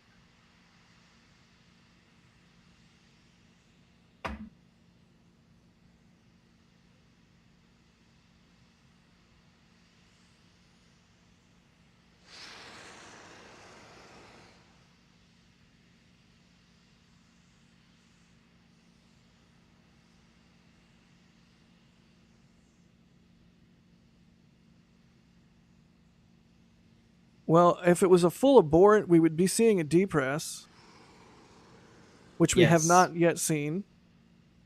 So, I mean, I'm inclined to say hold, which is better Yeah, than an abort. Basically, the depress is our indicator for hold. The static fire is the indicator for, hey, static fire. Wow, what a pointless thing to say, by the way. A static fire is wow. Okay, remove that from the script. And as long as we don't see a depress, I'm optimistic. Right, they have not depressed yet. We are holding, waiting to see what happens next. Yes, It's not necessarily. They wouldn't necessarily do the siren. I wonder if they would do the siren again at this point. Like if they are ready to go, or if they would just fire and the siren. Does the siren cover a large amount of time? I'm trying to think back to all of the previous testing. if they've done the siren more than once with only one firing. Like, does that make sense? Yeah, I really, as soon as you mention these, I'm always also in this mood where I'm instantly going through every single thing I can recall that is related to that, and you just go through all of these tests. But let's be real, alone on this vehicle, we have seen over 15 tests at this point. So at some point, your brain is just getting this mesh of information you have about these tests, right? Yeah. Oh man, I need like some sort of way of organizing all of that information in some sort of, maybe like a grid, maybe like Yeah, like on a some kind of sheet, like maybe like spread out on a sheet. yeah, that would be great. Sadly, that technology doesn't exist yet. It's not invented. But as soon as that's invented, that would be great, right? Oh man, I mean, all the indicators were there. Elon tweeted that they were going for a 7-engine static fire. The siren sounded. So, question mark, what happens next? We'll just have to wait Static and fire see. or depress. I mean, it's one of the both, right? Yeah, So hopefully static fire. So if you like depresses and static fires, you win guaranteed. Yeah, Maybe never hope for one or the other, and then you'll never be disappointed, right? yeah, just be a depress fan.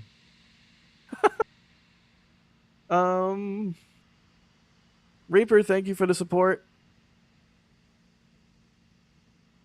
Talking about orbital refueling, I think, and like a piston in the tank. Best part is no part. This sounds overly complicated, but good idea. None, just the same. Dakota, thank you for becoming a Capcom member. That gets you into Discord. Jack Crabtree, thanks for the support.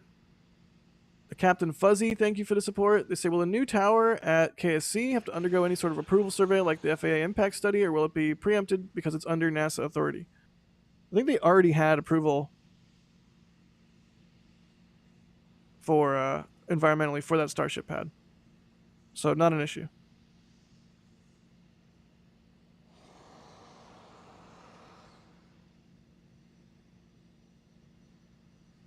Yeah, we are still looking. Just to recap what we have seen so far, we have seen all the indicators leading up to a static fire, including a siren. And we are now waiting and looking at Booster 7 in a hold pattern. Yeah, just waiting and seeing if there's any more indicators coming up. And look at that, the hydraulic pressure unit cover right there. There's some venting from that. oh, that's I'm not sure. Yeah, we have seen that before, but I don't have any times connected to it. But that's an interesting vent. So something is changing. Well, they use the hydraulics to gimbal the engines, right? So could be a gimbaling test going on right now. Oh yeah. But like that at least confirms something is progressing. Like a status changed. Yeah, I don't know that I would call this a hold anymore. Yes. This looks like some sort of active testing, just not engine firing. Yes, I agree. Which is weird because we got the siren. So we'll just have to wait and see. There's basically 2 vents that we're looking for at this point. One that you'll see on the right side, which will be a depress vent if they're depressing, and one on the left-hand view on the right side of the orbital launch mount, which would be a burst vent, which, Adrian, you were saying occurs shortly before engine firing. So yeah. But this seems now like a bit of a different flow with these also. Like some sun lead becomes a bit weird. We are in weird mode again. I'm really curious what this hydraulic pressure unit is doing here. Can I answer that and say it usually produces hydraulic pressure? I mean, usually. Yeah. So that's interesting because you were thinking maybe they gimbaled during the spin prime earlier. Yes. And now we're seeing activity from the hydraulic pressure unit. Can I roast myself there? Go for it, roast away. Yeah, but I didn't see any activity of that during the spin prime. So why would it now show any activity when it didn't show during spin prime? So there's no correlation there between the tests. Yeah. All right, well, HPU is going to keep doing its thing. Just wanted maybe to join the party and just vent a bit as well. I mean, I have to be that guy. It's not like this venting is okay, right? I recall that we saw that area venting before, and I think the last time it happened, we also were worried, but yeah, in retrospect, it looked fine. Yeah, that was after the anomaly, right? That's kind of why I was asking if it's okay. Like, is that a nominal hydraulic power unit, or is it an angry one? See, here's the thing. I think if that is an anomaly, if that would be an anomaly, they would detank. Oh yeah, good point. Duh. Like as soon as they see something that is so off that they could lose the vehicle, I feel like that the first thing they would hit is the big red "Don't move further" button. Yeah, that makes sense. You and your logic. Yeah, I like logic, and also tacos. I like tacos. Thanks. Now I want tacos. Yeah, same.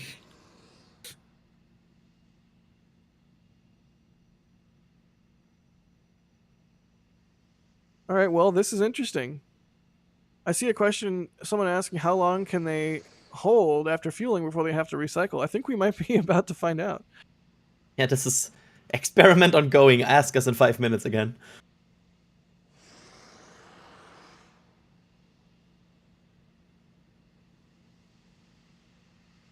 I'm like absolutely floored at the idea of getting some more footage of the Raptor engines gimbling. Last time they did that posted that gimbal test with like the camera looking straight up, that was super nifty.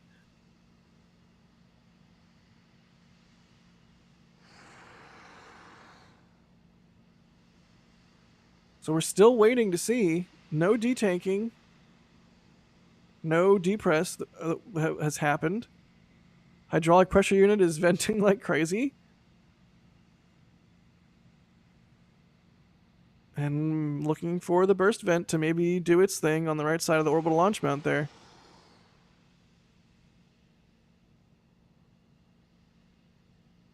The anticipation, it's ongoing.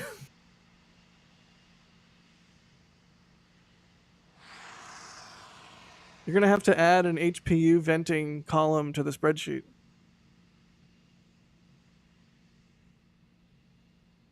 And it'll only get used twice. Did you actually?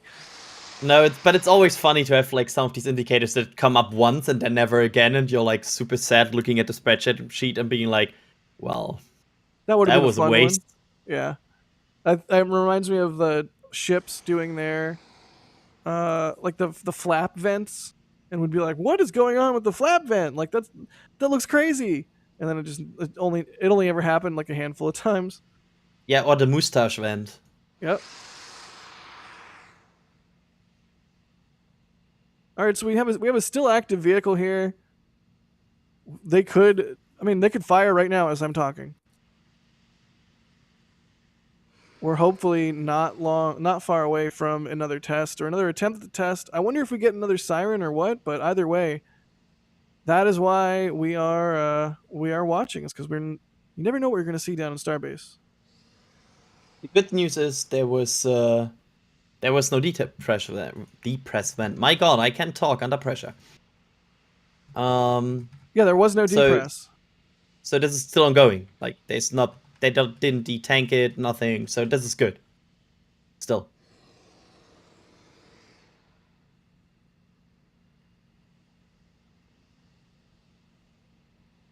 Come on, fire up those engines.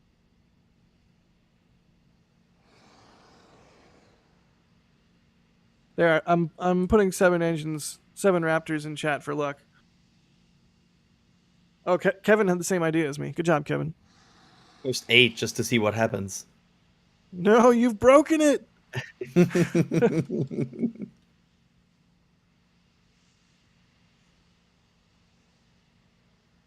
All right, well, we're just in a holding pattern here, waiting to see what happens next. Depress or burst vent or something else.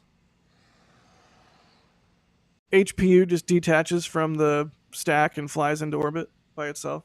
Single stage to orbit. Signal HPU to orbit. SHPU O. They said it couldn't be done. HPU units can fly.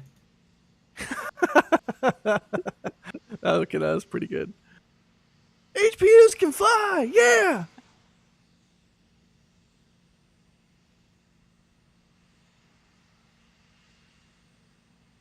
You can tell the commentators also going mad while waiting.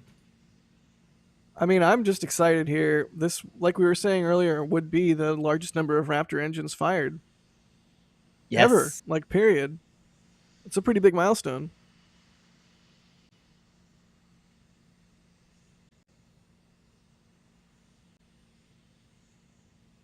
I like milestones.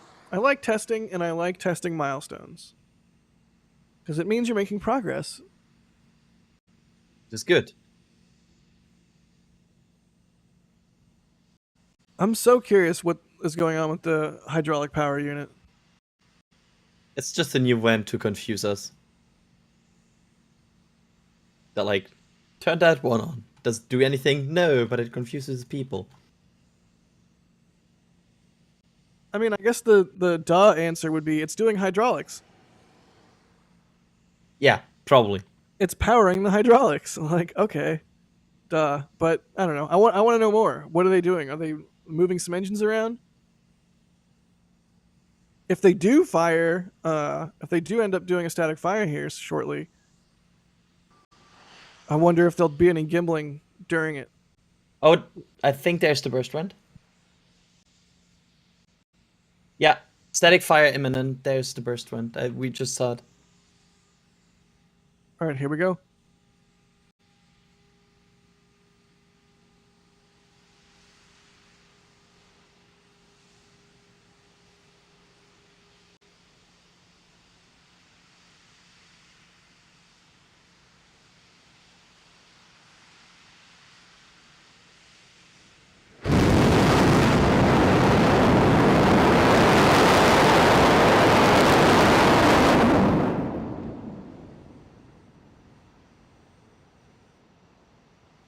There you have it. We're going to have to do the standard analysis, but that certainly looked like the most number of engines I've seen fired so far. What could have been a 7-engine static fire of Booster 7. And it's still standing. Is it just me or does the orbital launch mount look roasty? Yeah, the orbital launch mount took something of that. Wow. That was quite a test. A milestone. Look at the massive dust cloud just floating ominously upwards. Wow. That was cool. Excellent. Yeah. Another step in the Starship test program completed. A big old honk and static fire with Booster 7. That was amazing. That felt also longer than like 2 or 3 seconds. Like more like 5, 6, 7 range maybe. I have not counted yet, but it felt longer. That was a good sustained test. Yeah. You gotta love it. And it's standing. Ow. Yeah, the legs look a bit rough. I'm like trying to see is that show or do they actually get kind of scorchy there?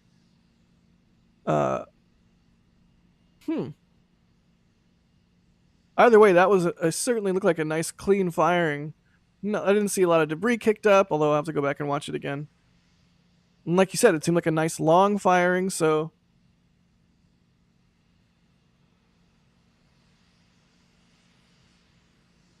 I love that.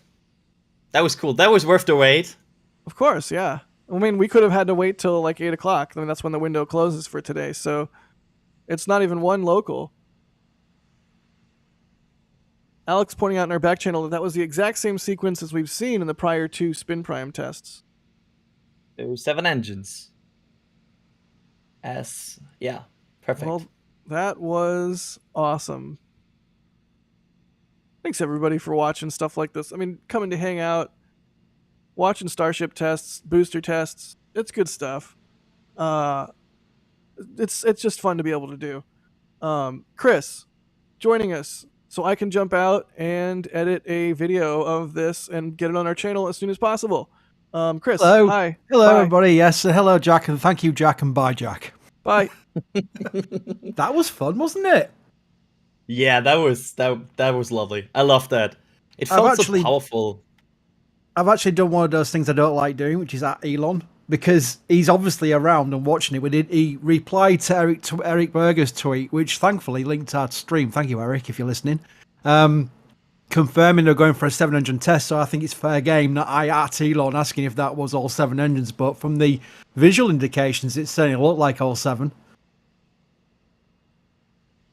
Yeah, that is. I feel like this was really the sequence they kind of practiced with the 2 previous spin primes, which was the engines lighting up. I feel like in 3 sequences. So basically, three stages of engines lighting up here, and yeah, that it just looked awesome and also successful, right? I mean, booster's still standing. Yeah, nothing exploded. You know what? Those of us, especially people in chat who are like veteran tank watchers, remember the days where the tests were not just if things happened, it was also what happened afterwards. So it was very, very very good to see that everything is still standing. And I'll tell you one thing, I thought that looked really controlled. And that's hard for me to say because what are my examples of what's controlled, what's not controlled?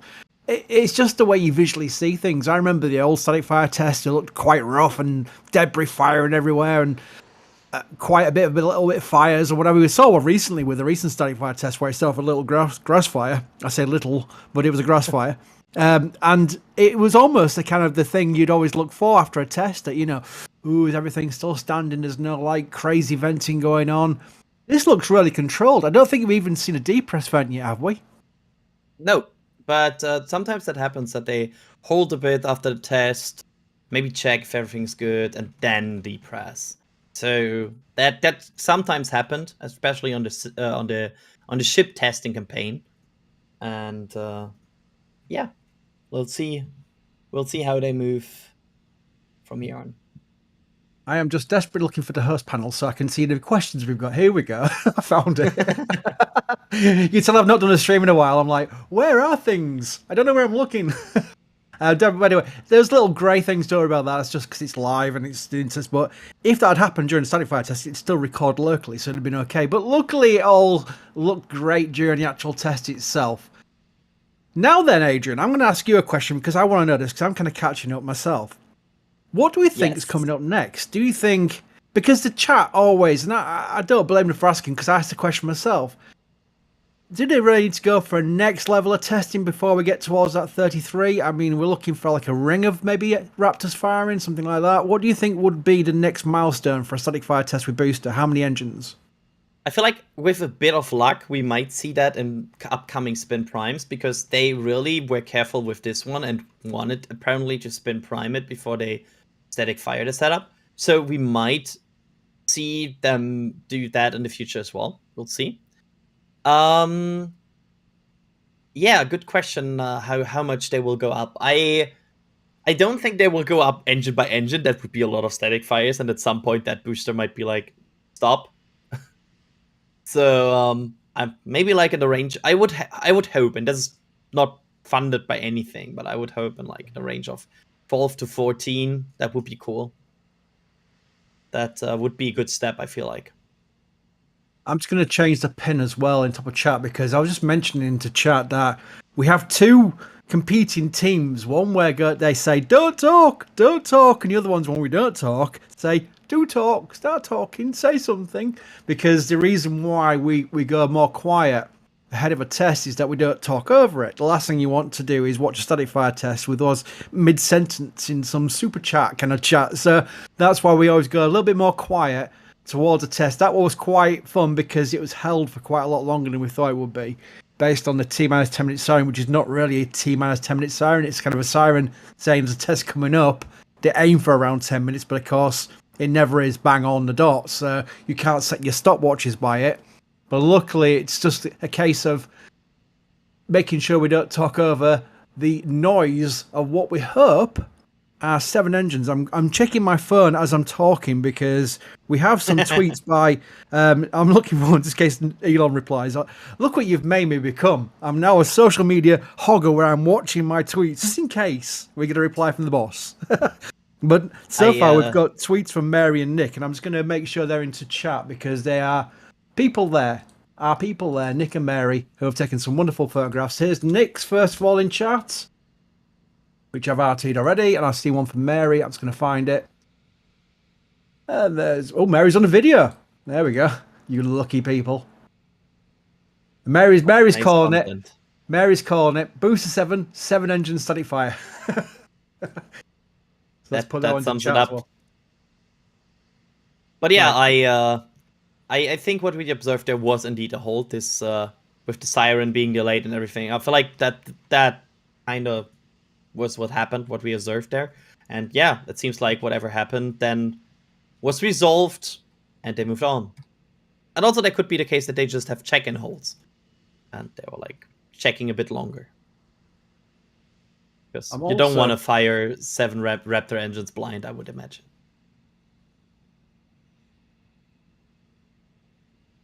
Hang on a minute, I'm doing things wrong here. Here we go, 1 second. There is a replay for people who are catching up and can't be bothered to backwards in the stream a few minutes. I have actually tweeted a video clip of the static fire test, and Jack has just left to do a proper video, so you lucky people will have some good views of that coming up in a short video in a not too distant future, because Jack can turn those things around like wildfire. Be very careful not to mention anything like grass fire after the previous incident, but it's certainly an interesting time. I just want to go through a few of these I've seen here where people are just mentioning in super chats and questions. I want to run through these quite fast because the first one I saw is something I want to read out. RP Gallagher says, "Can you say happy birthday to my friend? You..." Yes, I saw what you did there. Good try. I'm not doing that one. Nearly fell for it. Joe Ponce, "Let's light this candle." And we've done that, thankfully. Just lots of emojis of 7 engine tests. Trevor Sesnick, we know what that is. As always, super thanks to Adrian for T0 predictions. I tell you what, thanks, Adrian, I've got a clip of you recently with a test where you go and it's about to test, and literally as soon as you finished the word test, it tested. I thought that is spooky good. That was funny. It was an accident, but it was funny. Yeah. Francis says, "Feeling excitement all the way from South Africa." I always love seeing when we've done it already, we'll do it again, but we see where people come from, and it's just all over the world. Really is fantastic to see that. Dave Wolf, 5 gift memberships. Thank you, Dave. If you got a gift membership from Dave or anyone else during this stream or other streams, please thank those people because you've got into our membership system for free thanks to their generosity. So it's always nice to say thank you to the person you received it from. Lots of people just looking forward to the static fire. I'm going to put them into the thing there because that is just appreciated that people support it. Once we get the ticker back, at least, anyway. Let's not got any questions here. Do we know how many engines they've swapped so far on Boost 7? Adrian? We call 1. That's what. But I'm not sure. I'm sorry. I'm not sure here. Sometimes they do it sneaky at night, and sometimes I need sleep. So, yeah, you cannot. At this point, I think we see a small grass fire here. That is now ongoing there after after the static fire. So this feels like a déjà vu. We know these things can happen. That's the thing. How far away is that from the launch site?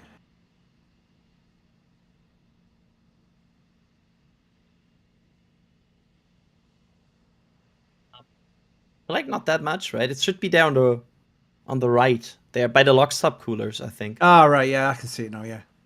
So that should be like, I would say 500 meters ish. I'm very bad at guessing distances, I have to say. No, wait, the boosters less than 200, I would say. See, that's why I should not guess distances on stream.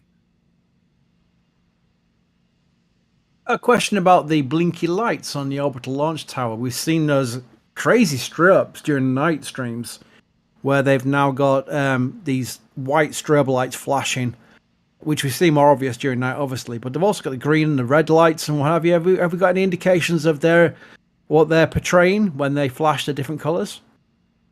I don't think we have like a full overview yet. They indicate some sort of like patch status and like area status, it seems like. But I don't think we have like a detailed overview of which color indicates which yet. But based on what I would say, it's like green is probably get to the area, and red is why are you here. This would be my expectation at this point.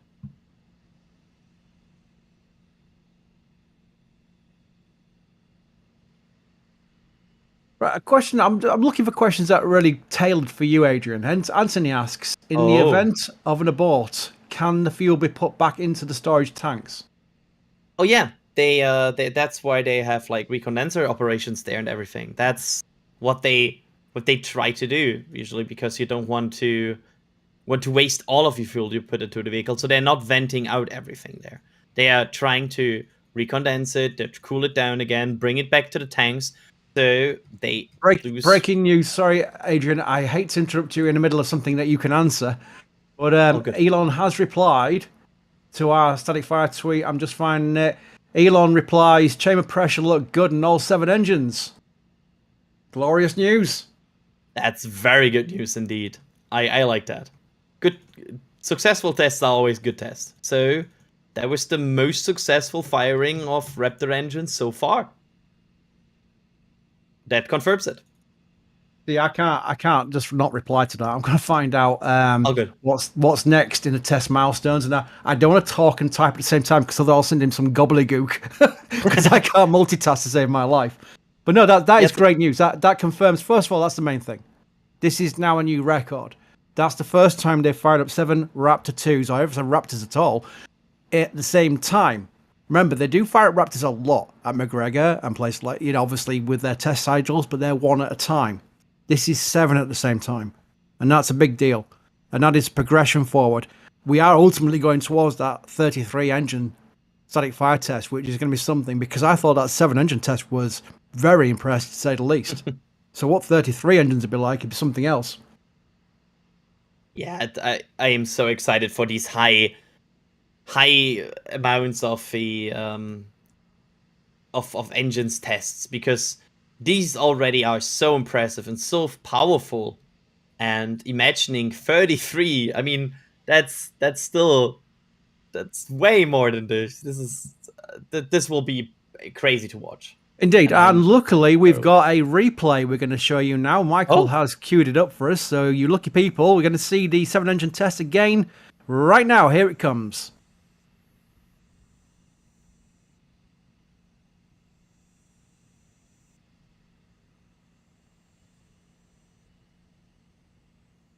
Any second. There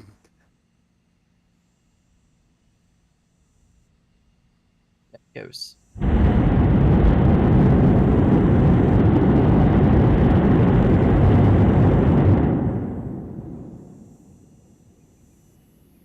That's an impressive growl. And that's 7. That's 7, not 33. That's 7 engines. What's 33 be like is going to be incredible. And I also look forward to the actual launch itself, because the launch itself is going to be those 33 Raptors singing all the way uphill. It's going to be something else. It really is.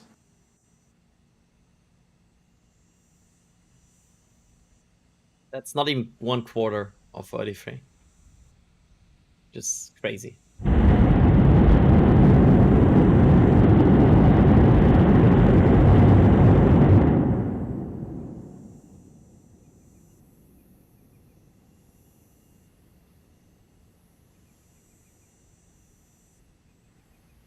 You can see all that, like the dirt and everything just flying around. It's so much.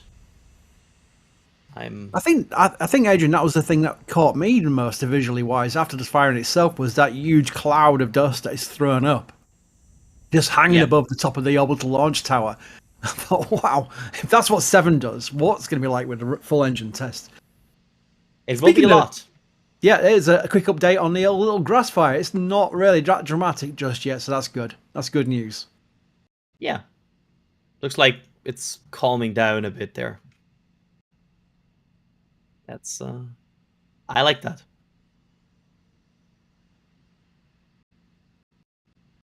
Speaking So yeah, of next up. Oh, sorry. Sorry, we must have some delay because we keep talking over each other. But yeah, go for it, Adrian. You were talking. So they have still not depressed this booster, right? Oh yes. So we are now way past this test, and it's very much under pressure still. There was no depression, nothing so far. Since the fire, it has been very constant. A quick thanks to Roberts. Become a Capcom member. You'll get access to our Discord, which is always a fun place. It's actually my first Discord, so I didn't know what Discord was until I joined it, and now I can't leave it alone. So it's very addictive and fun. It's And lots of activity. So many messages. Elizabeth, who asks, these were amazing, guys. Love what you're doing. Thank you for your support. That's why we can do it. Without the support, we wouldn't be able to do it, and you wouldn't be having these live streams. Simple as that. That's how it all works. I can now say this officially, says Secret Orb. Happy birthday, Mary. Well, it was Nick's birthday yesterday. I don't know if you got them mixed up because Mary was earlier, I think. So, but again, I'm sure it's very much appreciated by all concerned. Thank you. I appreciate it. There he is. It was Nick's birthday I'm back. yesterday. Yeah, that was good I'm timing, back. actually. It was perfect timing. What did you think of that then, Nick? Because you were there. How Ooh, did that it come was across to it was you? lovely. It was a lovely little static fire there, Chris. And Mary agreed. It was a very beautiful static fire. It was a beautiful spin prime too, says Mary. So we enjoyed it. It was gorgeous. It was a little hot. They made us wait a little bit, but you know, that's fine. We're not waiting all day long, which was awesome. And man, that was the heat haze is not my favorite. As anyone who's seen that picture that I posted and that video that Mary posted, it's a little heat hazy, which can be a little bit of a bummer on the actual detail. But yeah, I thought it was pretty good. What did y'all think? This grass fire has me a little worried. I do have a few cameras near there. Yikes. Yeah, we're keeping an eye on it. It's not got any worse, shall we say, since I first saw it on the views. You mentioned near our cameras, so it kind of panics me a little bit. But yeah, hopefully that's not that too won't far away. No dear. That's all right. That's the risk you sometimes take with these things, unfortunately. But yeah, Exactly. Yep. quick Yeah, thanks. let's hope it goes out soon. Quick thanks to Chris Harrison, become a Pirate member. Thank you for your support. I always like reading these out because this support is what allows us to do these things, and it's extremely important to all of us that it is appreciated in that way when you can. Because I know a lot of people can't do it, but they appreciate us all the same. That's just as much value to me as it is to the super chats. But Jordan, no one has become a flight engineer member, so that is major support, Jordan. Thank you very much, and absolutely appreciated. Wow. Breamy asks, I'm sat here at the KSC looking at both Artemis and Starship. Thank you guys for all what you do. I also got caught my first launch last night. So that was the Falcon 9 launch. The weather delayed Falcon 9 launch with Starlink. So yeah, well done in your first launch. Hope you enjoyed it. Speaking of SLS, yeah, that is coming up. They're going to do a cryogenic test next on the depress vent. Sounds like it. Here's something. There's a depress vent, right? Yeah, it was just going in the middle. So they are depressing this booster now. I can certainly hear it, yeah. That's good. So the progress will be the road will stay closed for a good while yet because obviously you need to depress the vehicle and then they'll open the road and I'm sure they'll get a little fire truck down there to sort out a little grass fire, which is concerning me more now. Next mentioned is near our cameras. Suddenly got very personal with the grass fire. Anyway, speaking of the SLS question, I just want to quickly round up people because people keep asking about what the situation is with that. That is currently targeted to launch at the end of the month. It is on target, but it's got to pass 2 to 3 things. The first thing is the cryogenic test, which is coming up. That's going to test the TSMU, which is the Tail Service Mask Umbilical Liquid Hydrogen Quick Disconnect Seal. because they found there was an issue with the seal. That's why it was causing a leak, and that's why they scrubbed the last time round. If they fix that and it proves it during a cryogenic test, that means it's passed through the repairs that they've done on it. And then they've got to get a waiver from the range for the flight termination system batteries, which we believe they'll get. I believe they're confident until through October, so it's just a paperwork thing on that side. And that will allow them to set the launch date at the end of the month, which is a few days before the end of the month. And that should stay on track. But I will caution people, even though they might get everything through and they'll get into a countdown, they've still got a lot of challenges to go during the countdown itself. The last 10 minutes and the last 30 seconds, there's so much going on there that could easily trip it and scrub it again. So when they do get back into a recycle for SLS and they're back into a countdown, just have it in the back of your mind, it's a very complicated thing. They've not yet got down to engine ignition, apart from a green run testing, with an integrated SLS stack on the pad. So it's a long way to go before they actually see this thing launch. It might launch first time at the first attempt when they get back into the recycle, but we'll see.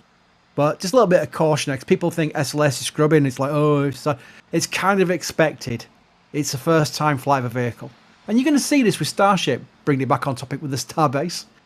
When they get into launch day with Starship, it's going to be something where, say it's launch day, and they get down to T-minus 10 seconds, they could easily have an abort before then. They could easily have an abort engine ignition where some of the engines don't light, and they'll recycle and try another day. That could easily happen. So again, with these new vehicles, patience is the key word there. I mean, we have seen it a lot in the past as well with Starship. We have seen loads of aborts, especially on the flight test, on static fires. So that happens. And especially with these super big vehicles that are complex to operate, sometimes you run into issues you have never seen before, and you need to learn. You need to learn how to operate these vehicles.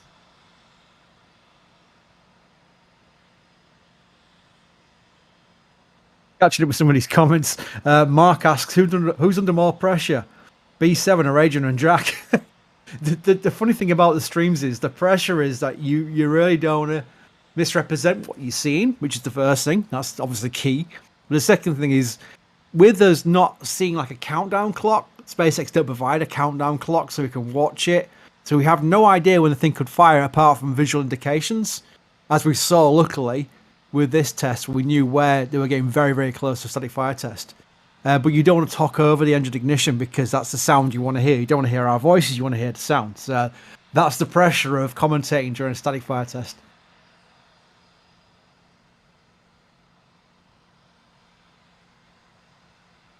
I've got to answer this question. David Michael Tooton asks, is L2 membership a good deal? Well, if I said no, that would be crazy, because it would be... I'll tell you one thing though, I don't like to overplay things. I don't like to pimp things up without good reason. L2's been going... Remember, the channel's been going 2.5 years, but the site's been going 15 years. And L2's been going 14 of those 15 years. So it's even longer than that, sorry. I beg your pardon. It's been long. 2005 I started the site. So it's been going on since 2006 with L2. And the collection of data in there we've got, and the way we keep updating it daily with more content is... I think it's one of our pride and joys. I don't oversell it because you don't want people joining L2 for the sake of grabbing stuff. You want people, as it was designed, who like what NSF do and want to support the site, and that's our way of repaying them by giving them a subscription to L2 so they get more access to more content. But the ultimate thing is making sure that NSF, the free side, is that good that people want to support us. It's a very important balance to do, but the answer to that is yes. I can tell you we've got like a 90% renewal rate on L2. We don't have a lot of L2 members, but we have a 90% renewal rate, so that shows people like coming back to it, and they obviously like it's the proof's in the pudding now, I would say. Gmez has become a Red Team member. Thank you for your support, and so has Kirk, who's upgraded to Red Team members. That's something I do as well, where I look after the Red Team content. When you're a Red Team member, you get an extra part of your membership panel, and I'll probably describe that terribly, but on your YouTube profile, you've got memberships, and you can see what perks you get from that. And one of the perks for Red Team is like photographs, video clips, things like that. And I feel that every day. So it's something that's not left for a week and nothing goes in there. It's literally daily that more content goes in there. So that's a lot of fun. And Derek Ross has become a Capcom member. And with that, you get all that and access to our NSF Discord, where we mentioned it earlier. Yeah.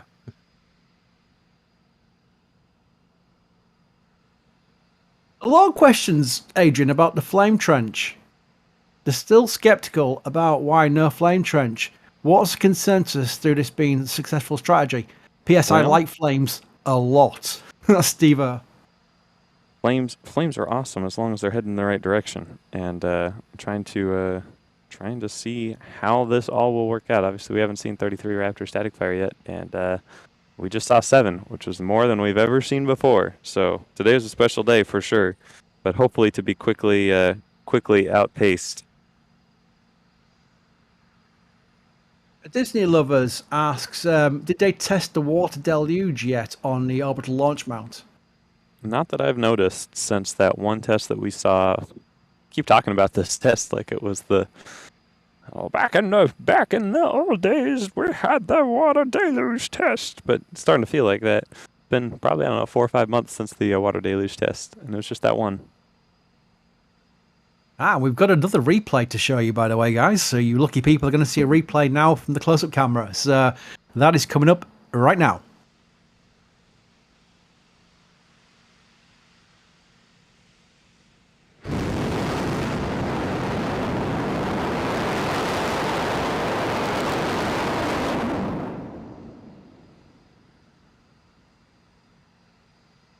Nice. Gorgeous. Yeah. Absolutely gorgeous. Amazing. Again, we go on it monotonously to the point now it gets boring, but 33 of those, that's 7. Can you imagine 33? Yeah, again, that's not even 1/4, right? Yeah. That's we are still below 1/4 of what the final thing will be like. And that will be something to watch. I'm so looking forward to that. Adrian, do you have the T0? Of today's test, I do not have that right now. Let me scroll back and look. No worries.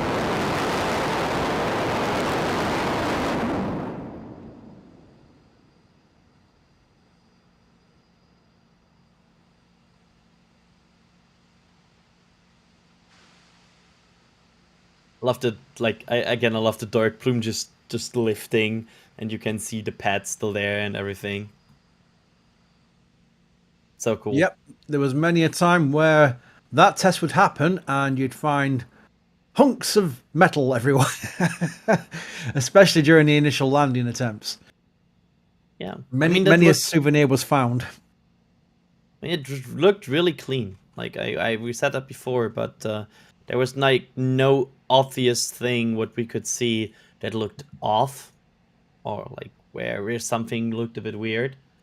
It just looked like you would expect a good static fire to look, right?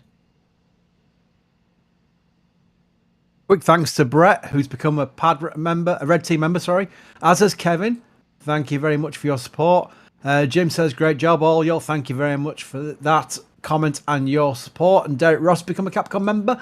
I've got a funny feeling I read his name out, but I didn't click the thing. But there we go. It doesn't hurt to say it twice.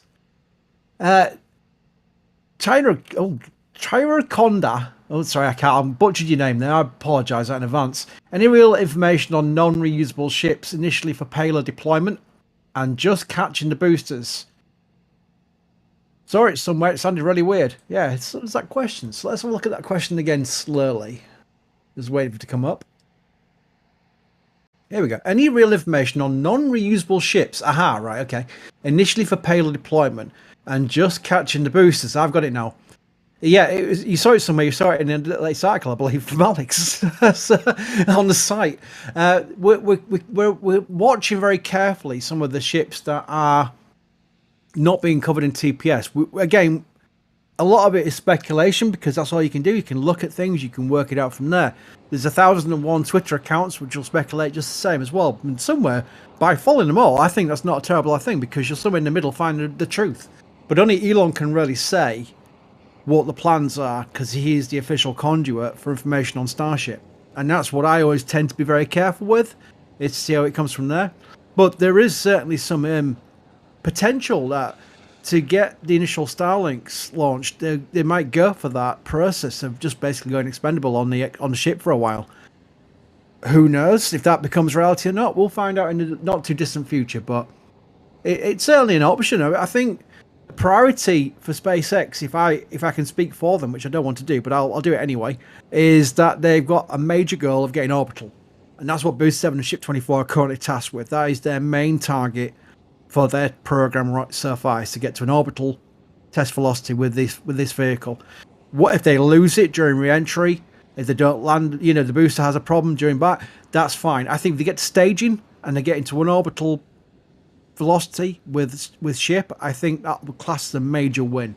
And I would not blame them for classing that as a major win. Everything else after that is a bonus, as far as I'm concerned. And then they can repeat it with Booster 8 and Ship 25 if they need to, or Booster 9, Ship 26. We've seen the ships and the boosters down at the production site. I'll bring Nick in. Yeah. Where are we up to right now with the ships? I think 27? Yeah, so we've just this morning I just got a clip of Ship 27's nose cone rolling out of the of Tent 3.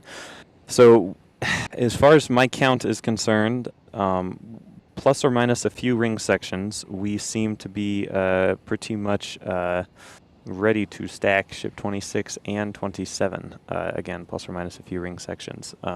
So that is really exciting news because they're coming together. We have all the pieces that we need to begin stacking starships. Whether or not they're going to get heat tiles, we don't really know yet because, again, been a lot of speculation, but no official word yet as to what they're planning on here. So, yeah, that's kind of the quick update on the upcoming ships.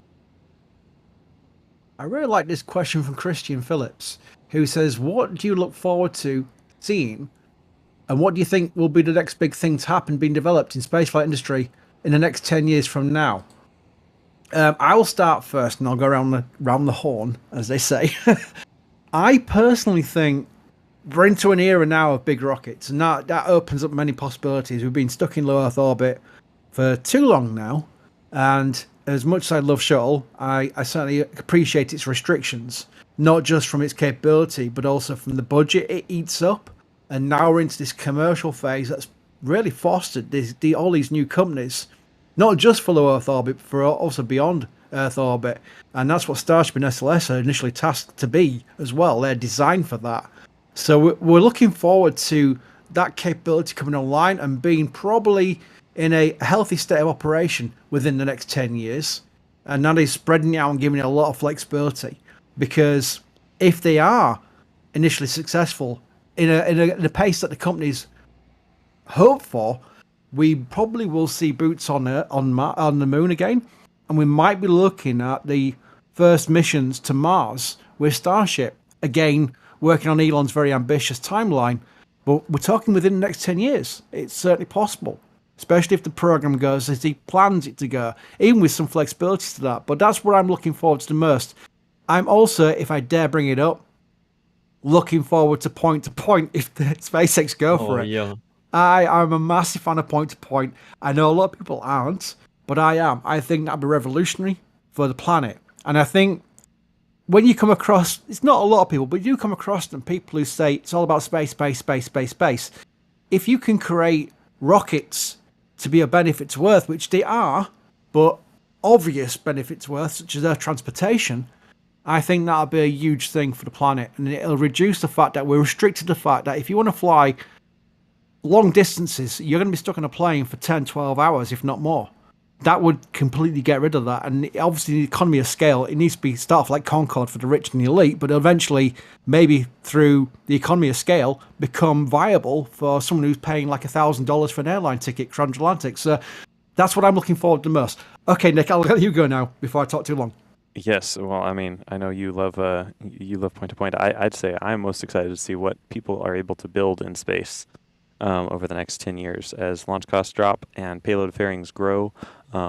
Love to see what kind of manufacturing processes we can begin making in space and start making those truly massive stations that aren't just, segments that get put together, but raw materials like, industrial I-beams, they get welded up together into truly massive structures up in space. I think that's what I'm most excited about in the next 10 years.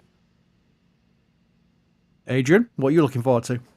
For me, it's really the companies exploring more and more possibilities with reusability. We've seen more companies and more countries now thinking about their own concepts for reusability and adapting to this world where rockets are no longer throwaways. And I really like that. I really like the idea of having more first stage reusable rocket. I like the idea of having more fully reusable rockets.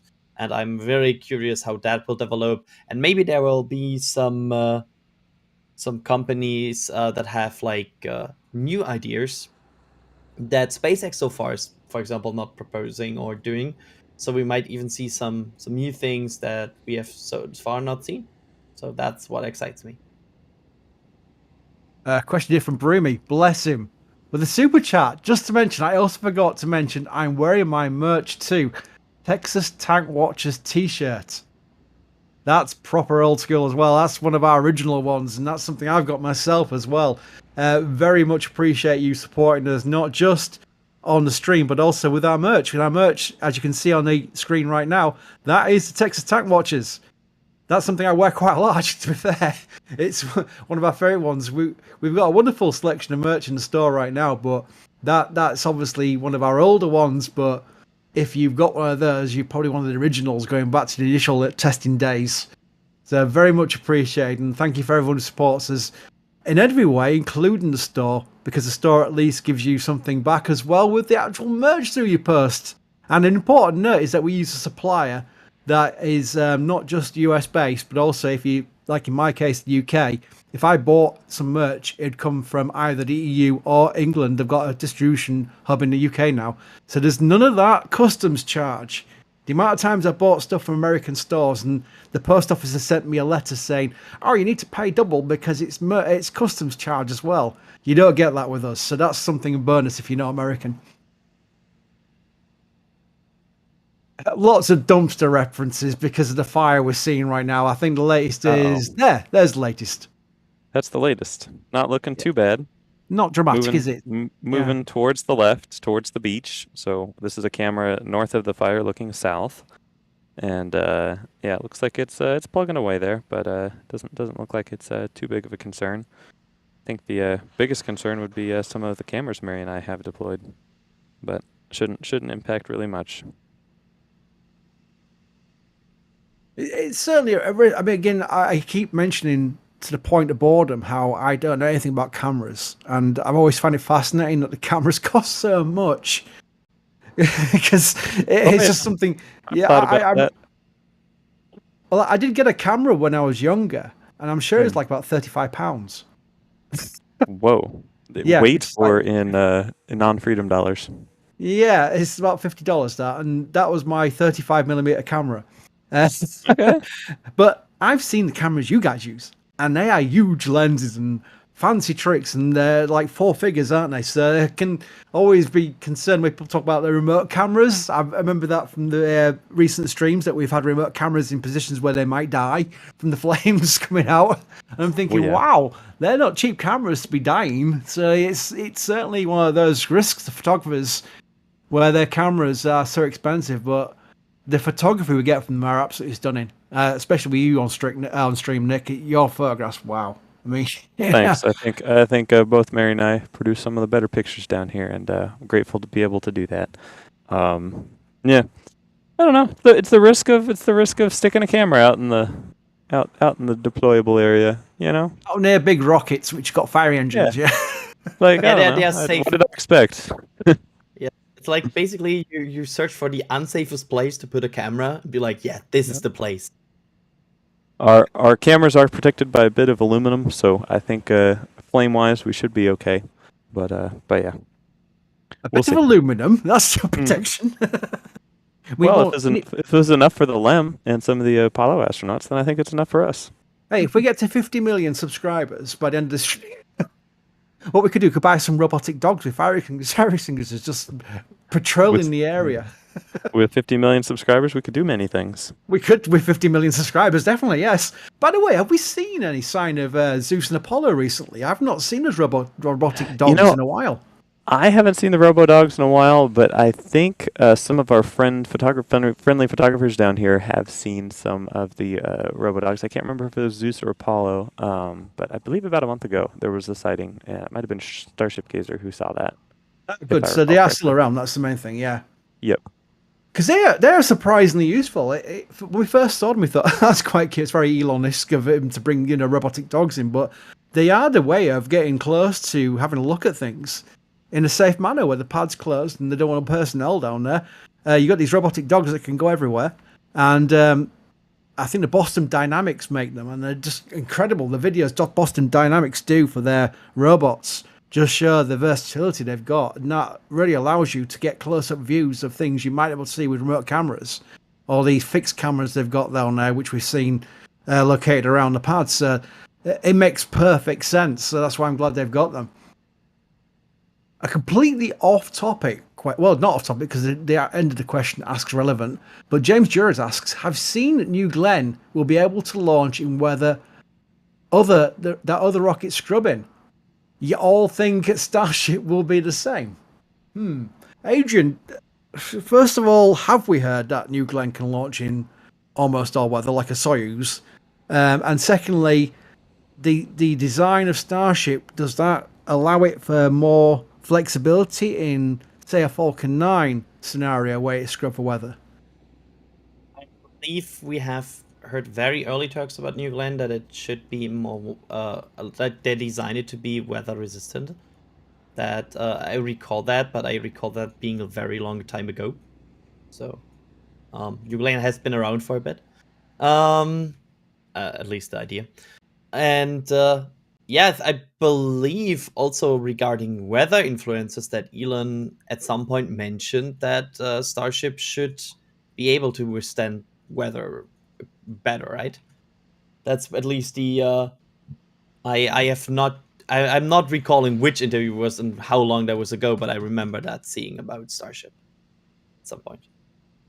Right, and I'm now informed that with the testing concluded, the star of the show being the static fire test, we're now going to end commentary and move everything back to Starbase Live. So the continued coverage continues on our 24/7 stream, but for this commentary stream, I'd just like to thank Nick for joining us. Thank you, Nick. Absolutely. Thank you, Chris, for having me, and thanks for enjoying a beautiful static fire with us. We had Jack and Chris G on earlier, and Adrian, you've been on all the way through. Thank you, Adrian, for joining us. It's a pleasure. Thanks for having me. Okay, and with that, we're going to end this stream. Thank you for all your support and for joining us. We'll continue talking and covering in Starbase Live 24/7, which will follow this stream. Thank you very much for joining us. Bye-bye.